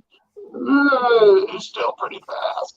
Yeah, I mean, it's very fast, but is it fast enough to then limp it the next day and then run a 560 and then be the fastest guy to ever complete a drag and drive event? I was just saying something completely ridiculous, obviously, but I would love to see that, to be fair. Yeah, well, I mean, like take it out, go to 16s, like 630s, 650s would be winning the, 650 average would win. You would be the fastest drag and drive car right now. But is 2 days of racing enough of that? I mean, you have a car that's that high strung. We're going to say probably, right? Like, because I don't know, at those guys' level, at least from everything that I've been seeing, it's not a matter of like that the parts aren't good enough or the tune-ups off or anything like that. It's just a matter of like this longevity of stuff. Like you are just beating, like it is trying to take itself apart the whole time. So at that level. So again, it's controversial, and that's the whole point. And it inspires, back and forth and chit chats and all that kind of thing. So I'm sure that there'll be a lot of people debating it over beers in the parking lot and at the shop or whatever else. Yeah, so that's what I'm trying to figure out. That's why it's really taken so long to get the website together. That, and like I told Zach before all this started, I'm not a web developer, web builder. So that's been kind of fun to try and figure out, at 10 o'clock at night, and then again at 5:30 in the morning, trying to work through some of that over the last week. So yeah, I can help you with that. Cool. Yeah, hopefully by the end of the week, I'll have something that I would at least be willing to show someone. So they can tell me that it sucks. No, just let me know. I do that on the side. Okay, cool. Yep. Yeah, that's I don't have money to pay people, so that's the other struggle I run into. So we can figure something out. We can we can work it out. I promise. Yeah, because I will say the reason I love all of the stats and stuff like that come along with running basically what I'm considering a series now. You have 5 national level events. What's that look like for the end of the year? It's crazy. We have the 5 fastest guys right now are faster than the second guy from 2021.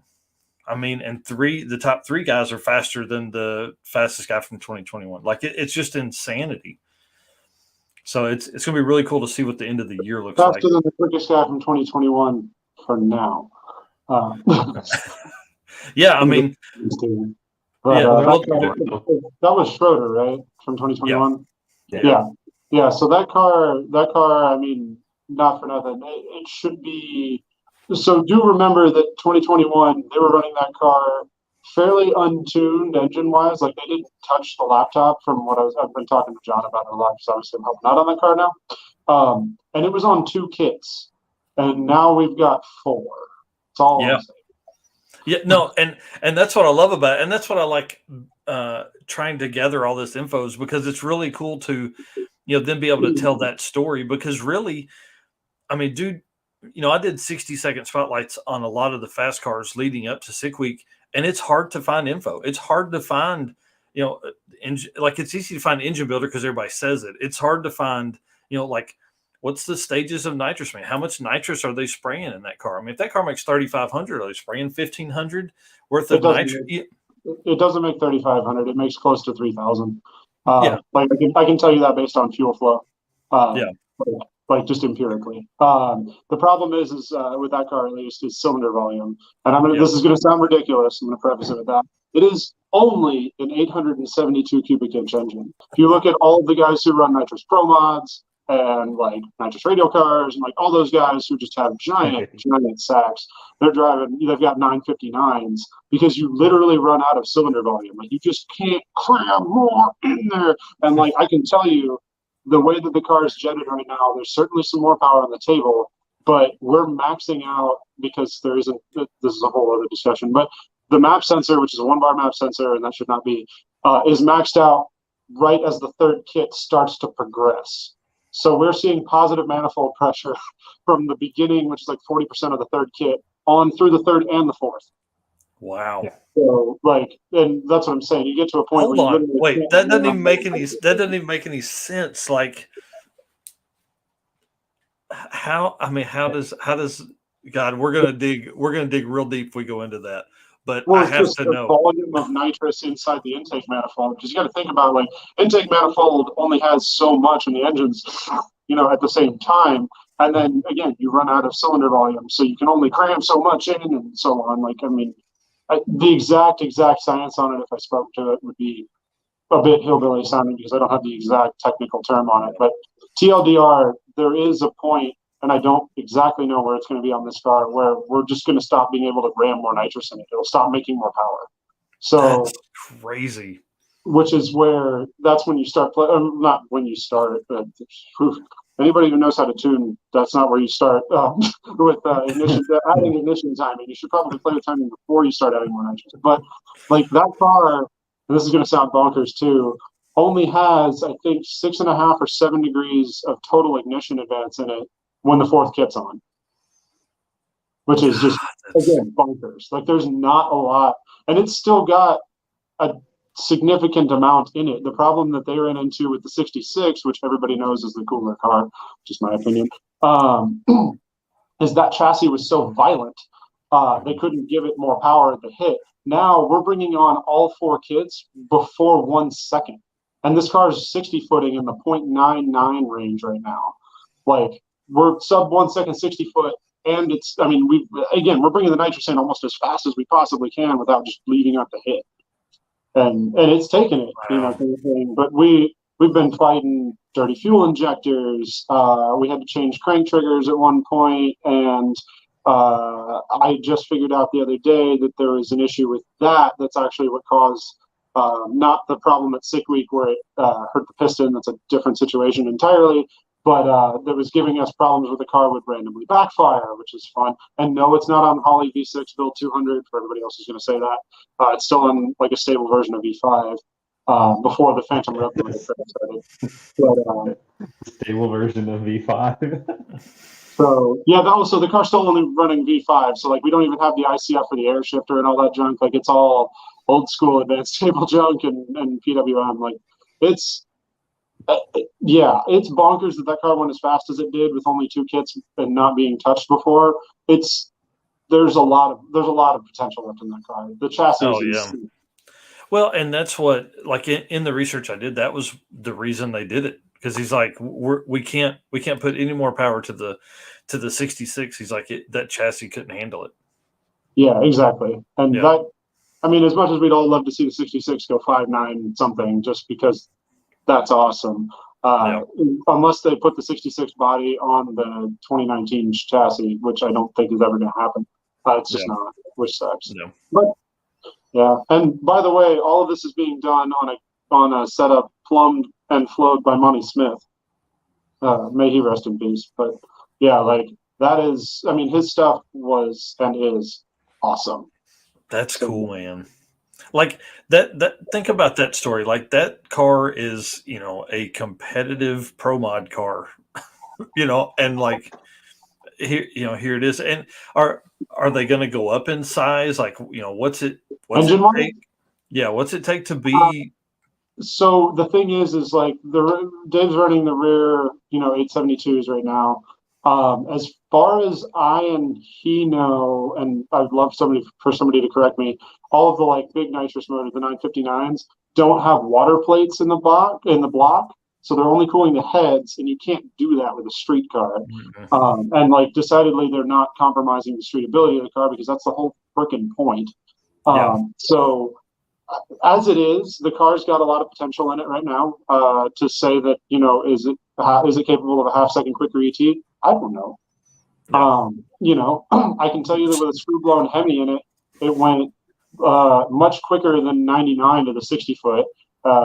So, like, the chassis is there. It's just a matter of getting enough power in it. And like I said, we're going to hit a wall with that eventually. But all of that to be said, like, it's still hella fucking badass and fast. Why has he not gone turbo, or why has he not gone like with a screw blower setup? Because he's like, I want to do it on nitrous. Yeah, I think honestly, I think that's it. And I mean, like as a turbo guy, it's badass.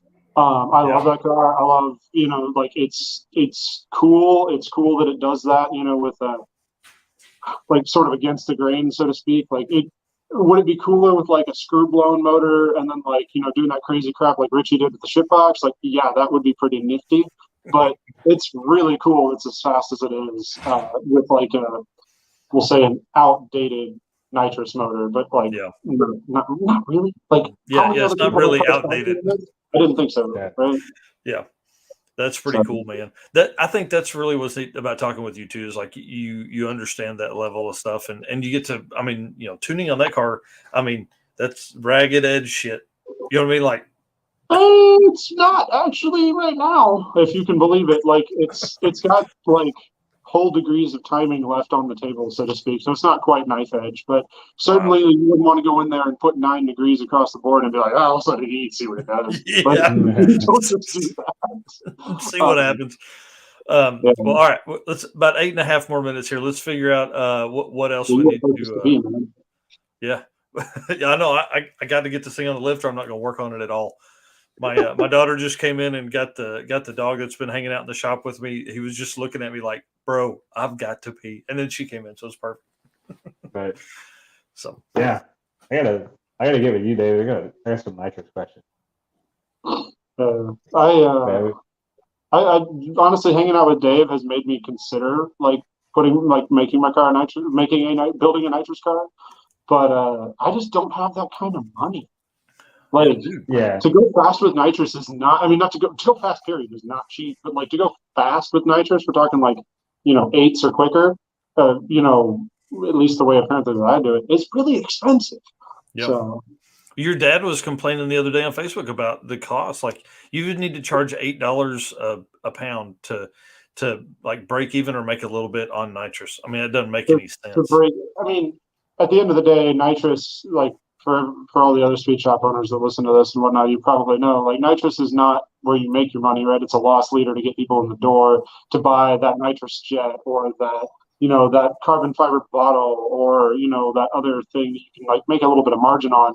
Or like maybe they want to plumb the car with another kit, like, and then they're going to pay you in the labor and whatnot, obviously where all the real money's made. But yeah, like nitrous racing is not cheap. It's not cheap anymore. Not with like a good Chinese turbo is like $500, and the entire setup you can build out a fence post and a stick welder, hell, fucking car batteries and a sparkler. Like, Yeah. you know what I'm saying? I don't know if anybody's ever seen the original sloppy Fairmont 1.0 that went nines. Yeah. It literally was like fence post tubing that was stick welded together, like hard 90s. It was awful. Yeah, on a foot brake 980s 990s. I mean, out of a car that should never have gone that fast. No, and that was like I think it had 273s and like a mini spool, and like it was just sketch as sketch can be, but it was fast and like Yep. you know, it's awesome. Yeah, LS, the Lord and Savior of our engine. That's why they call it the LS, don't you know? That's right. Yeah, That's yeah, right. All right, Chris. What's you pulled up your schedule a while ago before we shut it down. Tell everybody where all you're going this year. That's a lot. So I'll be following FD this year. So I'll be at 4 rounds of FD. I'll be at, again, every major drag and drive, so like 1.0, 2.0, Midwest drags, yours. There's the KOTR event. I'm sure I'm missing a couple. I'll be at SEMA. I'll be at PRI. I might be able to make it to Pikes Peak. We'll see how that rolls out. Calling in some favors, some IOUs, because it's not an easy event to get into. You should check out the Silver State Classic Challenge if they're doing it this year also. That'll make for some cool pictures. I'm going to try my hardest to make it. So it butts right up with I believe it's a SET. And so I have a couple of guys that I do like photo package stuff. Yeah, there's another one. They'll just go to the next one. I really want to do Silver State Classic this year. That's definitely a bucket list one that I want to do. And then I would love to do something. What was the last one there? Bonneville. Oh, yes. Yeah. The holy Mecca. Yeah. But my goal this year is just to be at every single major drag and drive. And I've already got media passes sanctioned for all of them except for Drag Week. So very exciting. I'm ready. I'm ready to get past the wintertime blues, and just start getting into it. Yeah, the sick week was definitely a great nudge to get going. Like it being in February was a great time. I think there's a lot of people that are definitely moving. Like, okay, let's go. We're ready to be at an event. One thing I've noticed: there's nothing in July at all anywhere. Well, Like, there's some little stuff, but yeah. I'm drag and drive wise, anyways. So July would be a good one, and then something in the Southwest. I think in October or November would be a good opportunity for somebody to put together too, if they're putting stuff together. Yeah, I would love it if my whole schedule was just drag and drive events, because honestly, the people are what make it awesome and great. It's not necessarily like I have a very special job, as to where like my job is to capture moments for people, and there's so many more moments in a drag and drive event than like going like a TX2. Like nobody gives a shit if you made a pass in TX2, right? Because it's TX2. But like if you made it through sick week or made it through like your first race week or any race week or any sick week, and you got a picture of the guy broke down on the side of the road or in the pits like pulling a train, XYZ or the other, the photos mean more to people, and they mean more to me. And I'm more passionate about it because it tells a story. It's not just, hey, this is a cool wheelie picture. And there's definitely a spot for cool wheelie pictures. And that'll be something that I focus on for the rest of the drag and drive, is focus less on the track event stuff, because at every single drag and drive, there's 15 really baller photographers that sit on the starting line, sit on the sides. And I would much rather get candid shots of people in their experience, because the drag race photos are going to come out. Yeah. I got to remember to get with you at the next one of those I'm at, because I completely forgot that you can pre-hire some of y'all that show up for this thing to like actually get pictures of your junk and not just hope I hope somebody thinks my car is cool enough to take a picture of it. The biggest one I would like verify or like make sure with is that, like, even if it's not me, I don't know, it is what it is. It's just like on the road stuff, because like I said, all the photographers are going to end up at the track. So like the track stuff is track stuff. And there's always going to be the guy that got the wheelie picture. 90% of the time. But just whoever you get with, just get with a guy that's gonna hang out with. Oh no, I mean after now with you here, obviously I'm gonna hit you up. But like, yeah. Well, thank you. Yeah, That's cool. Well, y'all, I want to thank you for hanging out. I want to thank Zach for he's working in the back to pay for car parts. So yeah, yeah, Respect the hustle, man. That's dope. yeah, it's awesome. Yeah. Yeah, it's been fun, visiting with you guys, and it's cool to have 3 or 4 people on. I messaged David last minute, was like, "Hey man, can you jump on with us?" Not that you guys wouldn't have been great guests by yourself, but having 4 people is a lot of fun, just because there's so many more stories. Everybody feeds off of each other and things like that. So I'm excited to keep pushing this envelope and see. You got to think. I mean, there's at least probably 1,700 people that were involved in drag and drive events. I just need more time to talk to them all. Yeah. So, and then, Well, it was great meeting all you guys. Yep. So, y'all stay with me. I'm going to put you guys all in the back. Why don't you tell everybody where to find you one more time, and then we'll close it out. I'm David Williams on Facebook. Good luck finding that. Found it. If you care to find me, my profile picture is me with the laptop on Schroeder's car. So it's me and like mini Santa Claus. And then LSXS Racing on LSXS.racing on Instagram. If you want to see pictures of the car and probably what's left of my thrust fairing the next couple of days. If you guys want to check me out, I'm on YouTube, Zachary 3V Bloom, and then on Facebook, Zachary Bloom, BLUM. Here's a picture of me putting a radial on a S197. So, Chris Story on Facebook. The Chris Story Photo Facebook page is going away, but everything else is Chris Story Photo. FOTO. I stole it from Larry Chen. The Instagram, Twitter, TikTok, YouTube is all Chris Story Photo. Nice. All right, and you guys obviously know where to find me. I'm going to put you guys in the back. Stay with me for a second. We got about another 25 or 30 minutes of conversation we'll have once we close this out. But I'm going to let all these people get back to their regularly scheduled life. All right, y'all. Thank you so much for hanging out. We've had a great count. 2 hours we've been on. I really appreciate these guys taking time out of their Wednesday night schedule. Like I've been saying for the last little bit, I got to get to work on the old truck. So anyways, Daily Dose of Drag and Drive drops. I'm going to work on doing that every day. It's basically news, entertainment updates within the drag and drive world, cars, people, event updates, things like that come along that I find, group Facebook chat comments and posts that I feel like are important or funny, and we're doing that. So anyways, Daily Dose of Drag and Drive, new one drops tomorrow morning 10 a.m. You can find this everywhere on every kind of social media platform. Drag Driver Pete, Narcoleptic Customs, Michael Narks.